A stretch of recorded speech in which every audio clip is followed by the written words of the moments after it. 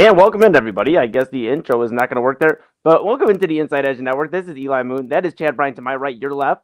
And we have some breaking news here per ESPN's Shams Charania of ESPN. The Cleveland Cavaliers have traded Darius Garland and a second-round pick to the Clippers for James Harden.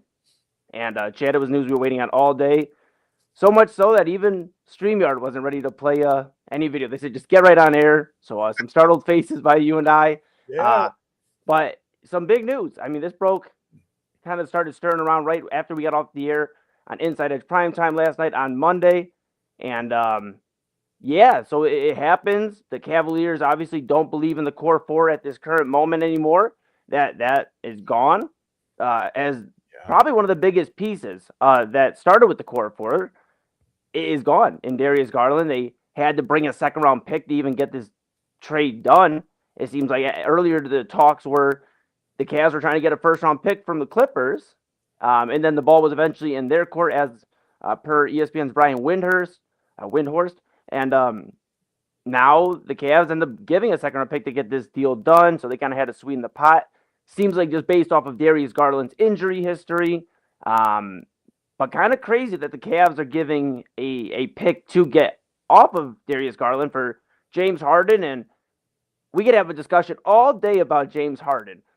We could have a discussion about the postseason history. We could talk about, you were talking right before we got on air about how he is completely different than his first picture in the NBA without the beard. But there's a lot to like, and there's not some things you probably like or things you don't like about James Harden coming to the Cavaliers. Mm-hmm. But before we dive into all this and what this could mean for the Cavaliers, Chad, first off, welcome in to this Tuesday and this special edition of Inside Edge Primetime to you and everybody out there. Like I said, kind of startled face. I had like a deer in headlights face to start off tonight, but it was perfect. I think that's the new intro video. Actually, that's just the new intro video for the show. I think that's the Cavaliers right now, though. Is you know, and all Cleveland more so is like a startled face. Like before, about 24 hours, less than 24 hours ago, this wasn't being talked about. But we were sitting here saying, you know, maybe there's more. The Cavaliers move off of get Dennis Schroeder, get Keon Ellis in from Sacramento, move off of the big contract of DeAndre Hunter to open up a deal for something like this. And now here they are making a move for still one of the NBA's probably bigger stars in James Harden. Well, what are your initial thoughts here, Chad? Well, one hopes the Cavaliers aren't done yet, right? This can't be it. But yeah, this, like you said, this is barely 24 hours old now, this situation. I mean, this was a 10:30 tweet last night. I think we mention it on, I think we mentioned it on the show. It happened late enough. I think we got it in, we at least knew of it. That it could be a thing. Or maybe we texted it. I don't even remember. But it happened so quickly, right? It just happened so quickly. Yeah. I don't know. You probably don't love giving away a second round pick to get a guy who's 10, almost 11 years older than the guy that you're giving up in the trade, who was, you know, previously a part of what, you know, we call the core four here in Darius Garland. That seems a little rough, but when you think about what Harden's abilities are offensively, I think it softens the blow a little. Not going to give you a ton defensively at 36 probably anymore. But yeah, I think the best ability is availability, right? And with Darius Garland, unfortunately, stuff like that lingers, man. A turf toe injury is dangerous for a guy who's explosive like that. I mean, it's a thing that it doesn't just linger, you know, during that. It comes back at any time. You can re-injure that toe at any time. And I think maybe that's what the Cavs were afraid of, looking just into his future. You got to be on the floor, right? You have to be available. I know that kind of it seems like it closes a window that was 5 or 6 years and kind of like pushes it down to maybe like a 1 or 2 year window. But we'll see what comes next. I mean, hopefully, like we said, there are more moves coming. You would think that this would clear some room and open the door for an additional move. But we don't know that yet. We can speculate, and that's probably what we'll do here. Yeah. That's what we do. But yeah, I don't know. I mean, I guess my initial thoughts were just, it's less than 20. I'm not shocked because we had the precursor, but I guess I'm a little surprised that it did get done. I'm a little surprised the Cavs gave up a second round pick for Harden to ship Darius Garland off like that. Yeah, and this obviously, you know, a big news day for the Cavaliers, right? I mean, there were reports coming out, multiple reports coming out, not only of the James Harden potential, and now it is official that, you know, per ESPN Shams Charania, that the Cavs are trading for James Harden, moving off of Garland, moving off this second round pick. And yeah, it's just a wild day between that and then also the Donovan Mitchell discussion. There's been a report coming around that the Cavs are worried that Donovan Mitchell won't re-sign with them, per Bryan of ESPN. And obviously with Donovan, this offseason being the year the Cavs hopefully can ink him for another extension, keep him here probably for the rest of his career in Cleveland, or the foreseeable future at least. This is a big season. The Cavs and Donovan Mitchell, the second round is not their friend recently in terms of the playoffs. Donovan Mitchell has not made it past the second round in his NBA career, and the Cavaliers have not been able to get back to the Eastern Conference Finals since the LeBron days, right? So that's been over, about 8 years now since they've been able to do something like that. And obviously, Kobe Altman had a lot of faith in this core four. He believed in Darius Garland. He believed in Donovan. He believed in Evan Mobley, and he believed in Jared Allen. That was their core four. And you know what? Dan Gilbert believed so much that he sent the team to the second apron. So, and the Cavaliers being the only team in the second apron, obviously it made it where, hey, we are bought into what we got. We're going to just add pieces around these four, and we're going to make it happen. And gone are those days. As of today, right now, Tuesday, February 3rd, 2026, the core four is no more. Darius Garland is a Los Angeles Clipper, and this is a clearly a win-now move for the Cavaliers, as we keep talking about here. James Harden, 36 years old, which everybody needs to chill on saying 36 is old. I'll be 29 July, and Chad's also getting a little upset because, look, all right, but 36, obviously near the end of his career, though. All kidding aside, here in the NBA, probably another 4 or 5 years, and I'm not trying to put the timeline on him for James Harden. I mean, if he wants to play 6-7 years and it's effective basketball here in Cleveland, then we'll take you and we'll keep you here. And welcome to Cleveland officially, James Harden, here from the Inside Edge Network. I'm excited to see Chad, because it's like, okay, yes, the playoff downfalls are there. You think about it with OKC, they had their moments. Harden being a part of that team with Russell Westbrook and Kevin Durant and Serge Ibaka. You think about the really tough ones in Houston with Chris Paul and James Harden never being able to get past the Warriors, and he's just never really found too much success in the playoffs. I'll still take James Harden, however, over Darius Garland, and here's why. I think James Harden is clearly a better scorer, even at this age of his, in this point in his career, than Darius Garland. I also believe he's a better passer and doesn't have to get going early for his scoring to happen. I think for Darius Garland, you got to see him get going early first half, and then the momentum continues to build, but then maybe he's not passing as much. So now it's like, where do you go? James Harden, I think, is going to open up the floor more. I think there's going to be a lot more ball movement, which has been a real big thing for the Cavaliers. They've been very stagnant earlier on, especially in the season, with ball movement on the court and those things, Chad. And I feel like James Harden's going to help that. And it just seems like this may not be the only move the Cavaliers make maybe tonight, or at least before the deadline here in a few days. It seems like Giannis could be coming here, or maybe somebody else, Chad. What do you think? Giannis. Yeah, I mean, you hope, like I said, we can see the roster completely changed. I mean, it's funny because Double A sent us the text about the path to completely change the roster, right? And I mean, some pieces are falling now. I didn't expect this to go down this quickly, to be honest with you. I didn't. I after it got through the afternoon, I was like, okay, it's not happening today. I missed it when the announcement was made. I didn't even have my phone near me. We were eating dinner, and I mean, the mad scramble to get up here to the studio. It was pretty wild. But yeah, I mean, it's looking like the Cavs are setting up for something big, whether that's just LeBron or whether it's Giannis. It could be. I love the fact that we just started whispering his name. Even when if he comes here, we have to keep that up. The thing that with Garland, it's like he played 26 games this year. It felt like when he was out there, probably the injury. I'm not trying to fault him. He had trouble getting into the flow of the offense. It just never really seemed like it takes a little while to get your legs under you when you haven't played, right? And I don't think he had a long enough stretch to ever get his legs under him. It just seemed like he was not uneasy or unsure, but I don't know. Like I said, he just didn't look like he was fitting in at this point. Not in a locker room sense. I'm sure that it's the core four for a reason. I mean, now it's kind of like the Bull C3 and there's a fun beard. I don't know, what was that? I don't know, but I feel like right now, I don't know. I get moving on from Garland at this point. A year and a half ago, 2 years ago, it would have seemed insane. But with the toe injury, man, I think it changes things, and it's unfortunate. It's a business, I really like Darius Garland. I mean, it's sad to see him get shipped out of here like this. I don't. No part of me really, wants to see it. I mean, I guess at the end of the day, you probably do make your team a little bit better with James Harden, even at 36, almost 37 in August.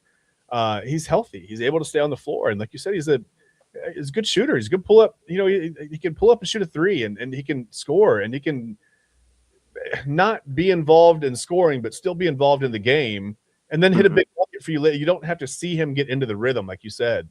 With Garland, it's like you have to work Garland into the game to keep him. I don't know. It's like I'm not sure what it is. It's just something I can't quite put my finger on with Garland. He's either there or he's really, really not. Yeah.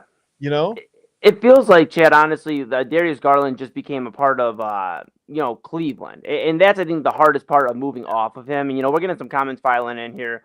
We have Nate does HVAC 83. So, I mean, if you need a good HVAC guy, sounds like Nate's your guy. He did say Garland still could get buckets. He was a part of the culture here in Cleveland. I think that's a really good way to put it, Nate. And, yeah, Chad, we had discussions of Darius Garland being, the point guard. Is it him or is it Colin Sexton, who is now, I believe, over in Utah still and doing his thing there? But we were having discussions, and obviously Cleveland chose Darius Garland to build with his core four. So I think there's going to be a large part of Cleveland and the Cavaliers fan base that is going to be hurt a little bit by this. James Harden has never really been truly loyal to a team. Let's also call that. And I'm excited for the move. But he's never been loyal to a team since Oklahoma City, where, in fairness, they kind of turned on him and chose Serge Ibaka over James Harden, so I'm not going to blame him there. But he's never really been loyal. And for Darius Garland, this has been his home since he got drafted out of Vanderbilt. A top 5, top 6 pick. And it seems interesting, that the Cavaliers are like, hey, guess what? No, we're not going to talk about this for weeks. This is going to come out of nowhere. We're putting Garland on the market. And this could have been bad if this didn't get done. Let's say that, too. Because if this news gets out here and we don't get a deal done for James Harden, whoever, or move Garland, then obviously it could have been a lot worse for the Cavaliers. And we're seeing it in Cleveland with the Browns over there in Berea, with Todd Monken and Jim Schwartz, and what a fractured locker room could look like. And we'll discuss Browns later on. We're going to talk this entire at least first hour, if not longer, about James Harden and the Cavaliers and Darius Garland, now a Clipper, and what that kind of means for the Clippers, too. They had a really, really rough start to the season, and they have just really surged the last month or so. I mean, they've been really good recently. So see what Darius Garland does there. See if he can stay healthy next to Kawhi Leonard, who was just named an All-Star. So very interesting to see what it does for both teams. But I mean, obviously the mood in Cleveland's got to feel, this feels fresh. This feels fresh. Maybe, Donovan does have somebody that, look, Donovan Mitchell's never been out of the second round. James Harden's never been to an NBA Finals. I mean, these are things that are true, and for both these guys, they'd like to change. And maybe the Cavaliers are that destination where they can do that. And the Cavaliers are showing Donovan, hey, we believe in you. You are our star piece. So whatever is going to get it done to get you further, get us further as an organization, that is what we're going to do.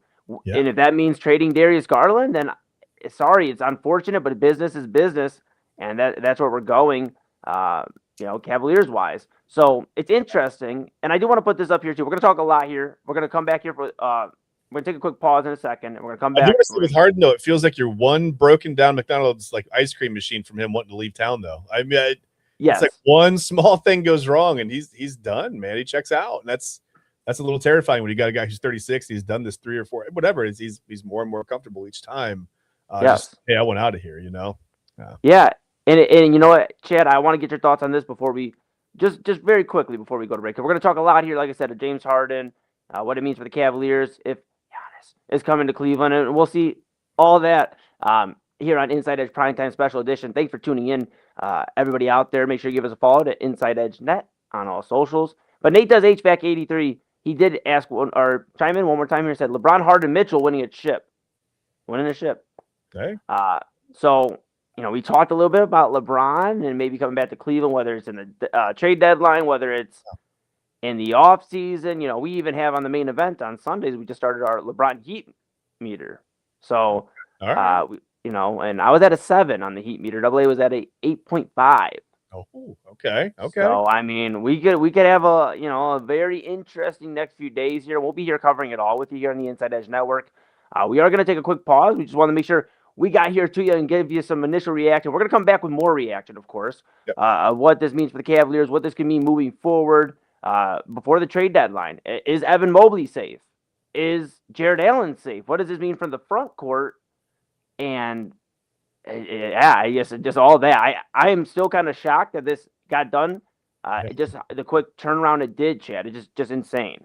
Less than 24 hours from hearing about it to actually getting the trade done is pretty wild. Yeah, absolutely. So we're going to take a quick pause here. That is Chad Bryan to my right. I am Eli Moon. This is technically Inside Edge Prime Time, but we're going to call this the coverage of the Cavs-Clippers trade with James Harden coming to Cleveland and Darius Garland in a second-round pick going to the Los Angeles Clippers. That is per ESPN's Shams Charania. And we're going to keep talking about that. Later on, we're going to discuss the Browns. Chad, Todd Monken, he tried to impress in Berea. Him, Jimmy Haslam, Andrew Barry. Everybody has some things to say. We'll talk about all of that. Yep. And then we're going to discuss Dennis Rodman just later on in all of this. And why not? Because Dennis Rodman is always so much fun to discuss. Yeah. If there wasn't two crazy news stories out of Cleveland today, we'd probably lead the show. But we're going to talk Dennis Rodman to end here on our Inside Edge Primetime Special Edition, so you get a little bit extra time here with Chad and I. Take a pause. When we come back, we'll talk more Cavs, Harden, Clippers, Garland. This is the Inside Edge Network. We're back after this.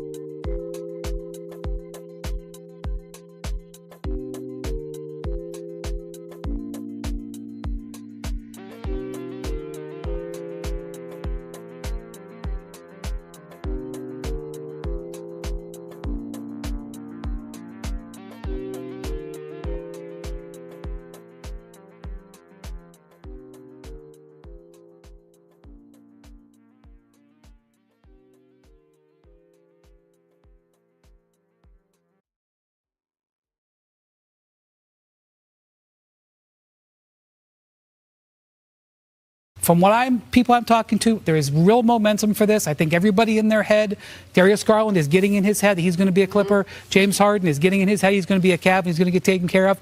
The Cavs are under pressure to perform in the playoffs.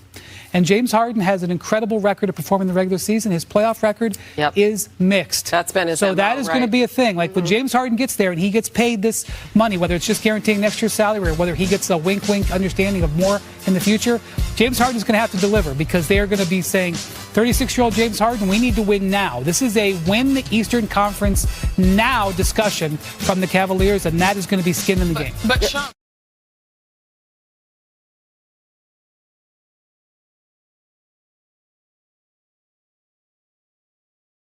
And welcome back to Inside Edge and Prime Time, and this is the Inside Edge Network. And I'm so confused right now because James Harden is a Cavalier. That's right. Chad Bryan to my right, your left. I'm Eli Moon. This is again Inside Edge Prime Time with both of us, and this is the Inside Edge Network. This is live coverage of the Cleveland Cavaliers making a trade per ESPN Shams Charania for James Harden, moving Darius Garland and a second-round pick, a beloved member of the Cleveland Cavaliers. But a guy that just hasn't, unfortunately, stepped up in postseason play, and we move him for a guy that clearly has had nothing but success in the postseason, Chad, in James Harden. All jokes aside, that is the big discussion, is what does this mean for the postseason? And obviously, thanks to ESPN for the clip there with Brian Windhorst kind of breaking down all day the Cavaliers. It kind of feels like Donovan Mitchell Day all over again when they made the trade for him years ago. But that's the biggest question, right, is postseason. Because James Harden could come into Cleveland and have 3 to 4 spectacular 40-point games, wow us here in Cleveland, wow the national media. But if it doesn't amount to an NBA Finals appearance now, it really feels like the Cavaliers have put themselves in a tough spot. This isn't James Harden that is 28, 31 even. This is James Harden who is 36 years old. We talked in the opening segment. This is a clear win-now move. But, Chad, I got to ask you this. Do you feel, if this is the only move the Cavaliers make, do you feel this could be bad for the Cavaliers? And I guess when I mean bad, I mean just not enough to get them over the hump. Because to me, this feels like the Cavs are starting to get the Infinity Stones together. They're starting to get, all these guys that could just win one more time and do it in a remarkable way in Cleveland. Cleveland's one of those places too, right? I mean, I know we live here, but Cleveland's one of those places. You win in Cleveland, it's like winning like in Giannis, winning in Milwaukee. I mean, you win in some of these spots, it's different than maybe winning it with Los Angeles, the Lakers, and things like that. So I got to ask, if this is the only move, and I know they also made a move for Dennis Schroeder and Keon Ellis, but big time moves. If they only do this, do you feel this is enough to get them over the hump to get to the NBA Finals? Probably not, to be honest with you. I mean, we saw the front court completely go away in a couple of different series over the last 2 years. And not in the sense that there weren't some points scored or whatever, but it's just, as far as having a positive impact on the game, defensively, offensive, both sides of the floor, whatever, it didn't get it done, right? That's why we keep talking about Evan Mobley finally taking this step forward. I think a lot of people want to hold on to Mobley just for the sake of holding on to him, but I think if you do have to give him up in a trade for Giannis, I think if you're the Cavs, I think you're okay with that. It's going to feel bad, I think, to lose, if you lose Garland and Mobley in the same season, especially in the same week, really.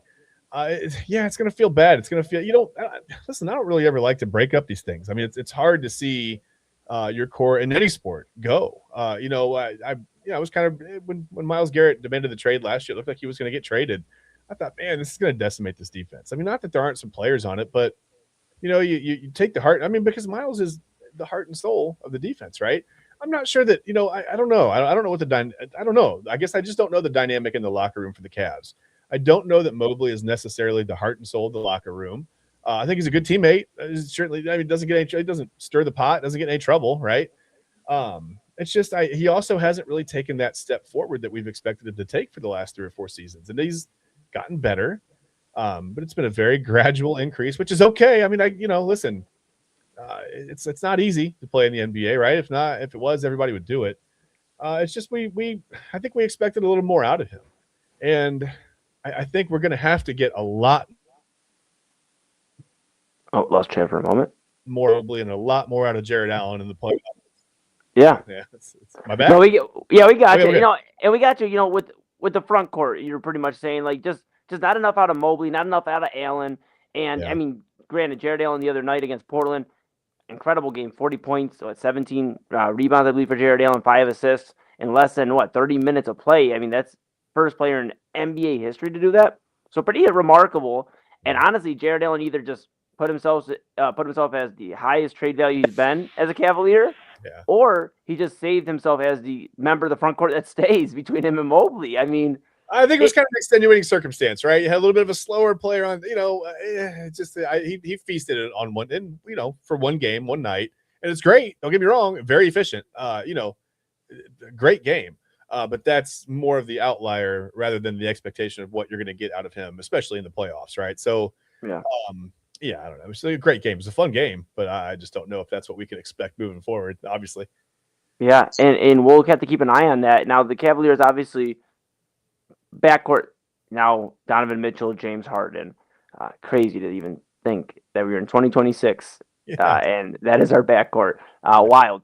But also to think about this too, Jalen Tyson, right? I mean, how instrumental has he been in terms of the Cavaliers being able to review this core for a little bit more? Him getting closer to Donovan. I mentioned the story that I heard on a Cavs broadcast where, earlier in the season, Jalen Tyson saw Donovan on the team playing. They're obviously on the same team playing. It wasn't like a surprise that he was on there, but he's They're going to Milwaukee too? Dude, did we just become best friends? But he saw him on the plane and reviewing game film, and he asked if he could. He sat down and said, "Yeah, can I study it with you?" And since then, Donovan's taken him under his wing. You saw Jalen Tyson going to bat for Donovan when LeBron was back home, saying this is Donovan's city. Yeah. And you got to think Jalen Tyson, first round pick. 2 years ago, and now he's a second-year player, really developing into somebody that the Cavs can look at as their new core. And maybe this isn't a core four. Maybe we need to think of a different term. But this is starting to feel like, like I said, the Avengers when they're getting ready for Endgame. Maybe not Thanos. Maybe we're the good guys. I don't want to think of us as the bad guys, but we're like that's the edge we need going into the playoffs. Maybe that's the exact edge that they need. Maybe that's the persona they need to take on to get out of the second round. Yeah, because I do think about that, Chad. I was sitting here earlier thinking before we went on air. I said, okay, if they do make a trade for Giannis, maybe they make a move for LeBron, whether that's right here at the NBA trade deadline, which is something to think about a lot more. The Cavs have inquired about quite a few stars, even with Dallas, with Anthony Davis per Windhorst. So, they have inquired about everybody. I have to imagine they inquired about LeBron here at this point. Maybe just not reached the news cycle yet. The initial conversation, not the advanced talks, right? Not preliminary. Yeah. We had preliminary, then we had advanced talks. Now we have an official trade. So there's the scale of that, I think. All the wording this week was really weird on all the. I was like, what's happening here? Yeah, they're motivated. At one point, I think I saw a tweet from Chris Haynes that they were motivated, both sides, the Clippers and the Cavs, to get this deal done. And clearly, motivation got this deal done. So, I tend to think, okay, we're gonna get all the superpowers together, and whether it is Mitchell, Harden, Giannis, and maybe LeBron with them, or maybe who snaps the finger on that? Who does that on that team? Like that's. I think Kobe Altman, because this is Kobe Altman's kind of understanding that his feet rather are to the fire. He's feeling the heat, and it's been some time now for Kobe Altman, and they haven't produced anything past a second round performance. Yeah.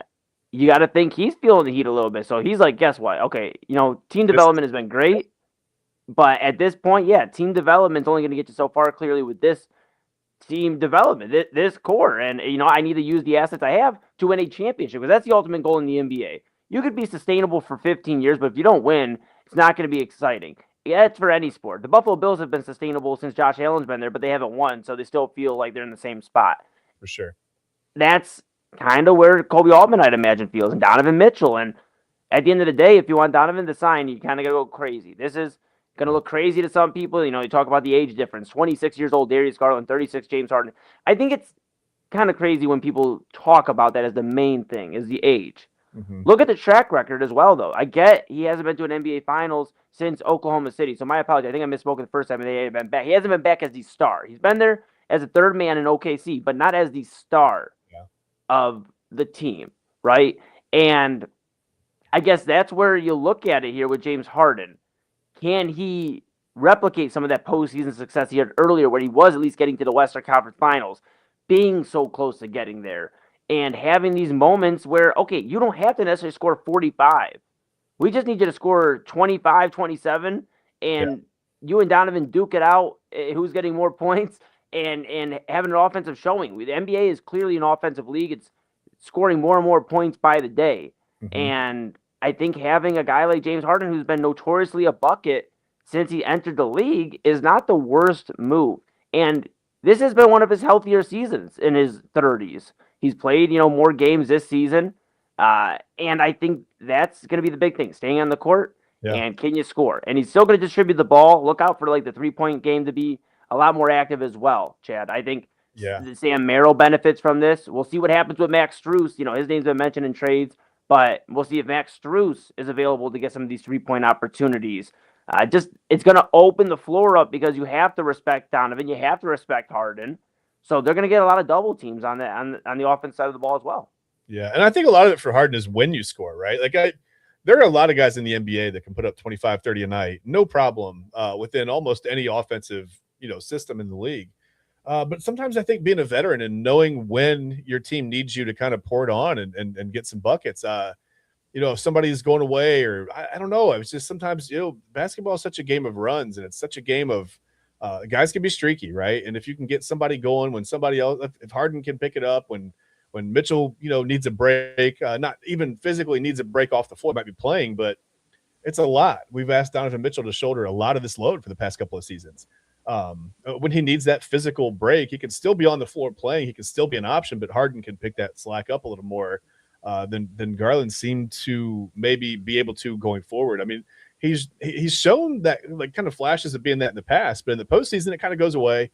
And then this season with the toe injury, it seemed like a lost season. Actually, I mean, the more I think about it, I don't know. Is it such a big deal to give up a second-round pick? I don't know. I mean, what do you do with a second-round pick in the NBA? Sometimes you get lucky, right? For the most part, I mean, I've seen guys get picked 7th overall and never make it to the league. So, I mean, the NBA is weird like that. I don't think a second-round pick is a big deal. But I think there also has to be another move, like we said. I mean, this can't be it.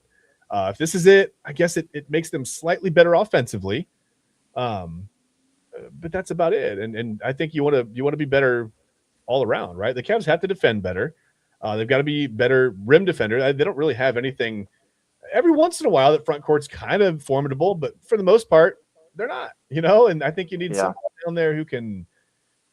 It's not even really like send a message or be an enforcer anymore. It's not that kind of. The NBA is just not that game anymore. But you do need someone who is at least a threat down there and can also score. I don't know. It's just I don't want to say I'm shocked at this at all. But I'm just surprised. I guess my head's spinning from how fast this all went down. But like you said, I don't know. Do you give Altman the credit? I think we have maybe we have some comments coming in. People have some comments. You sure do, Chad, and it's none other than our program director of the Inside Edge Network, Anthony Alford, AA, chiming in, saying, I believe Dan Gilbert was the driving force behind this trade, not Kobe, as per Kobe Altman. And thanks, AA, for tuning in and choosing the Inside Edge Network as your source of sports entertainment, mental health, and everything in between. We appreciate you, our bro. But yeah, I mean, does that seem to be the thing for you, Chad? Do you think it's Dan Gilbert? I'm not, and real quick before and I know I asked you a question, but my quick thoughts are, yes, it's Dan Gilbert, but I think Dan Gilbert went to Kobe Altman and said, do you like the core four more, or do you like winning a championship and keeping your job? Yeah.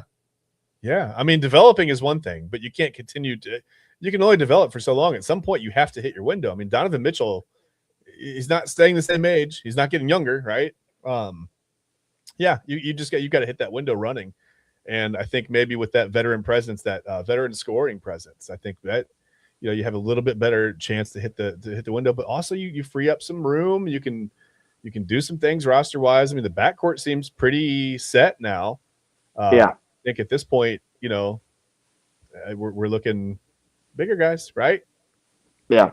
LeBron, thinking of all the name combos too, like all the alley oops from like LeBronis, Janovan. We could have a lot of fun with Giannis here. I think the name combinations are going to be fun. Winning another championship could be fun, but I mean they have to do something, Eli, because this felt like the year. I mean, the Eastern Conference was so wide open coming into the season, and the Cavs tripped out of the gate. I mean, and it's they get back up and they'd stumble, they get up and they'd stumble. Can't afford to stumble anymore. You gotta move forward. You have to move forward now. With 36-year-old James Harden, again, not old, but by NBA standards, it's a little bit older. I think you ramp that up. It is win right now. Like not win next year, a couple years, we'll develop these guys. No, it's win now. Yeah, so, it was for now, Especially Chad, exactly Chad, and especially with Boston, right, getting better today. They got Nikola Vucevic over from Chicago, so they just increased, the strength of their front court. They let Porzingis walk, or moved on from him in the offseason rather. Traded him. I mean, they had kind of an opening in that front court, and Nikola Vucevic, he's a really good guy to have on the glass. So if you're the Cavaliers, you're looking at what Boston's doing, what New York's doing. Obviously, they're going to be big players in this Giannis market and other guys, and I don't think they're going to stand quiet, especially with the Cavs making a move like this, Boston getting better. You mentioned it, Chad. This is the year for all these teams to kind of take advantage. Indiana really having a rough year without Tyrese Halliburton, just not really look good. They lost Miles Turner when he went to Milwaukee. He's not having a good time in Milwaukee. This is the AFC without the Chiefs. I didn't mean to cut you off, but this is the AFC without the Chiefs on top of their game. Like, this is what it is. Somebody's got to step. Yeah, and we'll see if the Cavs do it. We'll keep an eye on everything because I don't know if the Cavaliers are done tonight. I mean, it feels like it's like midnight, but it's only 9 o'clock here on the East Coast. They could still make another move, especially with the deadline being so close. We'll keep an eye on it, but one thing's for certain, the Cavaliers are definitely active. They are definitely looking for a championship is what it tells me, and it seems like it tells all of us here in Cleveland that the Cavs are ready to win a title, ready to celebrate again 10 years later, and this could be the storm starting for the Cavaliers. I don't want to say the calm before the storm. The storm's already started, but I think it could really turn into some fun news here over the next few hours, next few days. Of course, we'll be here with you throughout all of it here on the Inside Edge Network. So if you're enjoying our coverage so far and you've enjoyed just tuning in, if you caught a few other of the shows throughout the week, go ahead and follow, subscribe at Inside Edge Net on all socials, Twitter, TikTok, Instagram, YouTube, and Facebook. And we'll keep you up to date with all the news, our thoughts, and so much more here. But Chad, I think we're going to take a pause. We're going to let everybody get their refreshments. Grab some dinner because to the East Coast, you probably dinner time. I had some pizza tonight. I don't know what you had, but went a little pizza. Yeah, so, yeah. With that being said, we're going to take a quick pause. Chad and I, we're going to come back. We're going to talk more about this James Harden move to the Cavaliers, what we think this could mean moving forward, who we would want to see here in Cleveland. And yeah, again, I mean, it seems like a few days ago we were talking about LeBron coming back to Cleveland as just kind of a smile, like, okay, maybe be cool. Yeah. And it seems like it's getting a little bit more real. So with that being said, we're going to take a quick pause. This is the Inside Edge Network. That is Chad Bryan. I'm Eli Moon. We're going to come back with more coverage of the Cleveland Cavaliers trading for James Harden, Darius Garland, now a Los Angeles Clipper. We're back after this.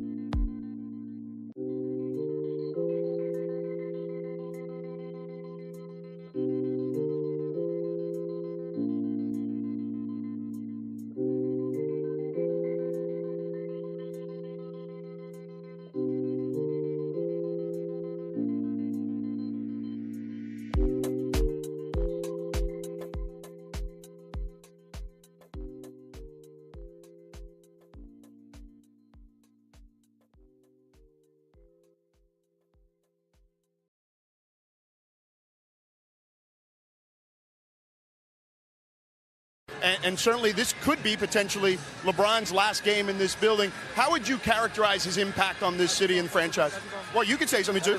This is Donovan Mitchell city now. This is Donovan Mitchell city now. When he come back here, we're going to make sure that everybody roots for him like they did for him.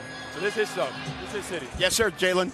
Donovan, do you have any thoughts on both? As much as I appreciate that, at the end of the day, he's laid the foundation, right? Like, they've done a lot for the city being from here. Obviously we want to replicate that, you know what I'm saying? So he deserves the energy that he's got here. At the end of the day, first title in 50-something years. For us, we're trying to do it, obviously, differently, but, at the end of the day, we're trying to find ways to go out there and bring a city another championship. But when you have support like that, from your teammates, man, it means the world. Yeah, it's certainly a great connection between you guys right now and this team right now. Donovan, congratulations. Yes, sir, I appreciate it. Thank you. Mike? All right, George, Donovan Mitchell.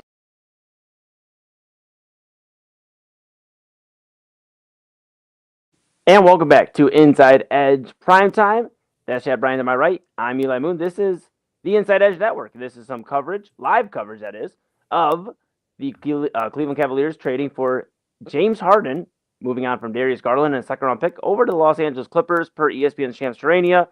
And that was not even 2 weeks ago, with the Cavaliers and Jalen Tyson saying this is Donovan Mitchell City now, which clearly with the move made today, this is Donovan Mitchell City, and there's no arguing that. There wasn't any arguing, I think, before, but now clearly, Chad, there isn't any arguing. And the one thing that stood out to me in that clip was Donovan saying, we're trying to do things a little differently, and bring home a championship, and that's obviously the core four. And the one thing that will seem the same is that the Cavs are going to load up, it seems like, a front-loaded star roster to go get a championship again, which I'm not against. I mean, it would have been nice to build this for a 5, 6, 7 year run with the core four, but clearly it wasn't working. And Donovan's only getting older, and obviously everybody wanted to bring home a championship. And I think Dan Gilbert, seeing that where the Browns are at, and still being in a spot where they're trying to build something again. And the Guardians just not ever really pulling the trigger to get something done, to get a championship here, to get to that next step. Dan Gilbert said, well, you know what? I'm going to try to capitalize and bring one more here at least, and I'll have the first 2 championships in the 2000s. Like that, it's interesting. Kind of crazy to think. Literally about a week and a half ago, that Donovan said they're trying to do things differently, and now Darius Garland, a Los Angeles Clipper, Chad. Yeah, and it's funny you mentioned the Guardians, and I'm going to get off topic for a second. It's so bizarre to me that, by all, I guess mitigating factors, Cleveland is a smaller market city when it comes to sports. We consider our teams to be smaller market, like the Guardians. But then you've got the Cavs and the Browns, who have owners who aren't afraid to spend $1 or more than $1. And then the Guardians are so frugal on the other side of that. It's so funny. It's it almost is like, man, if you had the right owner in here for it would feel like we're like a little mini New York, right? Like it's like the Cavs are, they're in the second apron, whatever. The Browns are always, finding new ways to spend money. I don't know if it's efficient, but they spend the money, right? They're not afraid to spend the money. And then the Guardians, you get Jose Ramirez. I don't want to say on the cheap, but for what Jose Ramirez is as a player, that's pretty cheap, right? You lock him up, but then now you think, like, as a Guardians fan, like, okay, now we can go build around him, but they won't. And it's frustrating because, you talk about it being Donovan Mitchell City when it comes to the Cavs, according to Jalen Tyson anyway. And it's like, it feels like we talked about, who's the king? It's Jose Ramirez.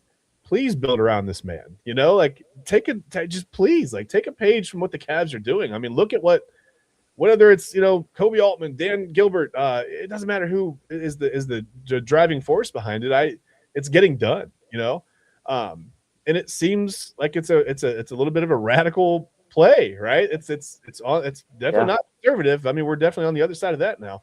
But I think sometimes you have to do what you have to do to take a chance. You don't win big if you don't gamble a little bit, right? When it comes to being an owner of a team, like, you've got to spend money on a free agent. You've got to go get a guy. You got to make a big trade. You got to, what do they say, Eli? If you want to make an omelet, you got to break a few eggs, right? It's true. And yeah, I mean, not necessarily the greatest omelet maker, but I completely get the analogy. And Yeah, no, for the Cavs. Shell in mine. I'm like, how did that get in there? Yeah. I've been seeing, complete side note, Facebook, social media is so crazy with the algorithm nowadays. I'll mention cooking for like a day or two, and then I'll get like the most crazy Facebook inventions ever. People are wild cooking nowadays. But that all aside, Anyway, just ate dinner. yeah, but ESPN did give a breakdown of this trade. This is actually from Kevin Pelton of ESPN, and he gave the Cavs a B on the trade, and he gave the Clippers a B minus. Just talk about how, like, for the Clippers, this brings in the future. Darius Garland is still 26 years old. If he can get his health back on track, I mean, he is a cornerstone for the Clippers, who not too long ago gave up Shai Gilgeous-Alexander, and look what he's doing now. Reigning MVP.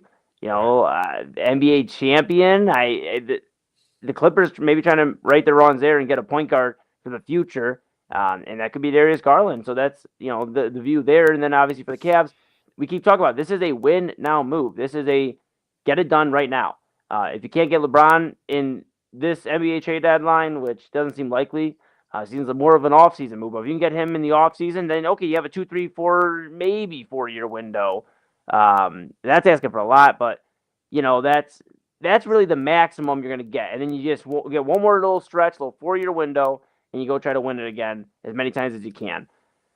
That's what it seems like. I mean, but I've been scrolling through social media during the break, just trying to keep an eye out for any more Cavs news. I know you've been doing the same, and I think the next name is going to be potentially Lonzo Ball, a guy that we talked about, and I was very high on in terms of in the preseason, and I thought he was going to be very pivotal. I actually thought he'd be the reason that the Cavs would feel good about moving off of Darius Garland. He's not. They had obviously went out and got Dennis Schroeder and Keon Ellis from Sacramento in exchange for DeAndre Hunter earlier at the end of last week. They did that. So it seems like now Lonzo Ball, in a $10 million budget, they can clear that up in cap space, allows the Cavs to be players again for, dare I say, Giannis. And it just seems like it could be interesting. Lonzo, the big talk is he could go to Charlotte, right? I mean, his brother LaMelo Ball that is there. LaMelo's had a weird career. I mean, he's obviously the best player Charlotte has there. They have Brandon Miller there as well and some other guys. But really, those two stand out the most in terms of their young core. Then, I'm sorry, Con Knuppel. How could I forget Con Knuppel? I mean, he's shooting the lights out there in Charlotte. My apologies. But you think of LaMelo, you think of Lonzo going there. And, yeah, I think it could be cool for the brothers. It also could be cool because the Cavs could clear up $10 million in cap space and be players for one of these guys. It's a win-win, man. Yeah. What do you think, Chad? I mean, does it seem like there's only like a few guys that they could really make a move for nowadays? Like Giannis, maybe surprise us getting LeBron a little earlier. Or do they go for Anthony Davis out in Dallas? I mean, we keep talking about the front court. Now, if we want to talk about guys not being available on the court, let's have Anthony Davis enter the chat. He has not really been healthy, but maybe all this is right now is go get a championship level team, go try to win it this year, and also make it where LeBron come in and play with all his friends next year. Anthony Davis never got to play with James Harden before, maybe play with James Harden and Donovan. I mean, It just seems like that'd be the only reason you have a conversation about Anthony Davis, because we got to call Chris Paul and see what he's doing now. No, we don't. No, we don't. We actually don't. Probably not. It's funny because I'm looking. I got distracted, as I often do. I'll be honest with you. I'm looking at James Harden's page here, and I started to look at. I obviously he's the beard, right? He's got 6 other nicknames listed. Okay. Under his page, can you even try to guess what any of them might be? Oh my goodness, is not the beard? I mean, he's got maybe the franchise. No, listen, I'm just gonna tell you, El Chapo. Okay. No way. Okay, go ahead. This one maybe like Jimbo Slice. I don't know what these are about. Honey Bun. I'm not sure where that. I don't know. Not sure. Honey Bun. Uno. Okay, that makes sense. The System and St. James. I just Jimbo Slice almost took me out just a second ago. Wait, are we gonna have St. James and King James in Cleveland? Is that what you're telling me? Yeah, maybe. Do we not do that? And then, dude, that's actually the perfect chat. I'm I think we not lost sure you for a moment. Greek Freak, St. James. I think we lost Chad here for a moment. I think he's just so excited about James Harden's nicknames and everything there. But yeah, just if you're just now tuning in here, Inside Edge Network, live coverage of James Harden and the Clippers and all that. Chad, we lost it for a moment. It was actually perfect. It was like our version of like Brian Windhorst when he like had his hands up and like didn't know what was going on with the Utah Jazz. It was like your face was like shocked, and I think it was just because you had so much St. James, King James overload. I got Jimbo sliced. Right out of the. Yeah, I was gone for a second. I'm good. Honey now. Bun has to be from when he was trying to get traded from like Houston. Remember, they're like, he looks heavier than he's usually been. That has to be. That has to be then. Honey Bun. That's crazy, Honey Bun. Well, that's some of the crazy stuff I've seen. I'm still trying to make all sense of this. Right? It's only broke about an hour ago. Honey Bun, but that's fine. Yeah. Yeah. Hey, I could go for a honey bun. I'm not gonna lie. Do this. We always talk about food. I know. It's like we've ate dinner already. We're prime time. We're on the East Coast. But anyways, yeah. Just still trying to make sense of all this. Here we are, about an hour in. You're about to hit the hour mark. And thank you for all tuning in and staying with us here throughout this coverage. We are going to talk, obviously, more on this Harden news. We do have our program director of the Inside Edge Network, AA Anthony Alford, joining us around the 10:30 mark Eastern time. So set your alarms or just stay tuned in here on the stream. But yeah, he'll come in. He'll give his thoughts on James Harden being a Cavalier, what Darius Garland means for the Los Angeles Clippers, and if the Cavs are done. I guess that's the question we keep asking. Are they done? I don't think they are. To answer my own question, I suppose. Lonzo Ball, I wouldn't be surprised if he's traded before midnight, Chad. Yeah. Yeah, I think that's a move they kind of have to make. It just kind of it fell flat on its face, right? It just didn't really work. He never really was able to kind of work himself into the flow offensively either, in a much bigger way than Darius Garland wasn't able to work himself in. He just never really. It just didn't seem like he fit, Yeah, I don't know. I was excited about it at first, like you said. I thought that would be the reason that. If he comes back, he starts distributing. He can score a little bit, whatever. Pick up the slack for some guys. Like maybe I thought you said, like you said, I thought maybe that was the reason that they would move on from Darius Garland. I didn't think it would be for James Harden and Dennis Schroeder. Here we are though. Here we are. Listen, it's 2026. Anything can happen, right? Yeah, you're dang right. It's crazy, Chad. And I do want to give credit to Jake Fisher here. Jake Fisher. He actually had this. He's from with the Steinline with Bleacher Report. So Jake Fisher mentioned this at 8:23 Eastern time here tonight. The Cavaliers aren't done either. Cleveland is very much still working towards finding a trade partner to assume Lonzo Ball's $10 million salary per sources. So just what we're talking about here, but just that's what originally where I saw it from. So I just want to give credit to Jake Fisher here on that. But yeah, and I think that'd be doing right by Lonzo. He gets to at least go chill with his brother and go do that. And like I said, it just clears up some space for the Cavs to make one more big move, and it kind of feels like some adrenaline was just shot back into the city here for basketball. We were texting even during the break, Chad, just kind of feels a little odd. Like the Cavs have been kind of status quo for the last 6 to 8 months, and just kind of doing the same thing. Yeah. And now we have something to talk about, a complete shakeup. And like I said, we might be talking about guys tonight that are Cavaliers that won't be in a day or two. We talked about Jared Allen and Evan Mobley in the opening segment. One of those guys may not be a Cavalier by the end of this week. Crazy to think about. Honest, one of those guys is definitely gone. Definitely gone. Yeah. If you're the Cavs, I think you're protecting Jalen Tyson. That you're trying to get any of these deals done without Jalen Tyson being moved. And everybody's going to want Jalen Tyson right now too. Yeah, I know. It's gonna it's good. By the way, an hour ago, right when we started, I don't know if you saw this, Brian Windhorst actually did. According to Brian Windhorst, this is from Cavs Daily. It says the Cavs have talked to the Bucks and Mavs about Giannis and about Anthony Davis. So there is where there's smoke, right? There seems to be smoke. We got the proverbial smoke.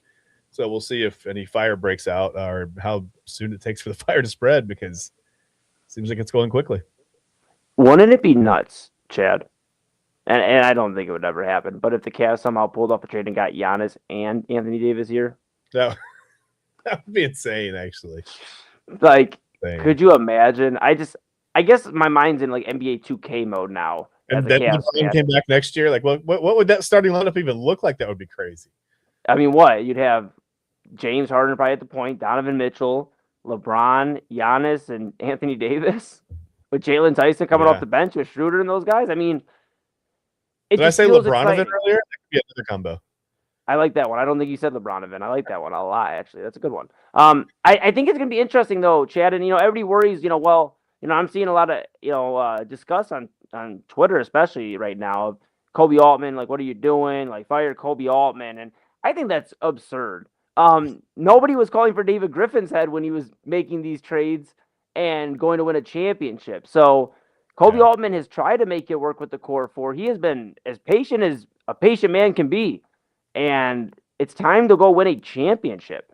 They don't put you in the Hall of Fame as a front office. I'm not saying Kobe Altman's on track to be a Hall of Famer, okay? But I'm saying you don't, as a front office executive, you don't go make your Hall of Fame case and go, well, I developed a lot of great talent for 15, 20 years, and unfortunately, we just didn't win.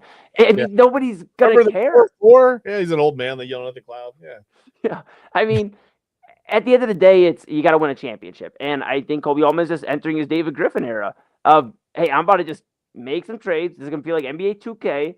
We're going to get some stars. Kenny Atkinson right now during the season, then he can go full David Griffin, and we can just get somebody else in here. I mean, why not? No, don't do that. No, don't do that. Don't do that. I love Kenny Atkinson. Atkinson's fine. He's fine. Yeah. Atkinson, and he's obviously like, that was a talk earlier. Kenny Atkinson is really not in the hot seat. Dan Gilbert's not looking to move him, and there's really no, reason to. He's a solid coach, got the most out of the core four. Now really he gets to work with a team that James Harden, despite not winning a championship, knows how to win basketball games.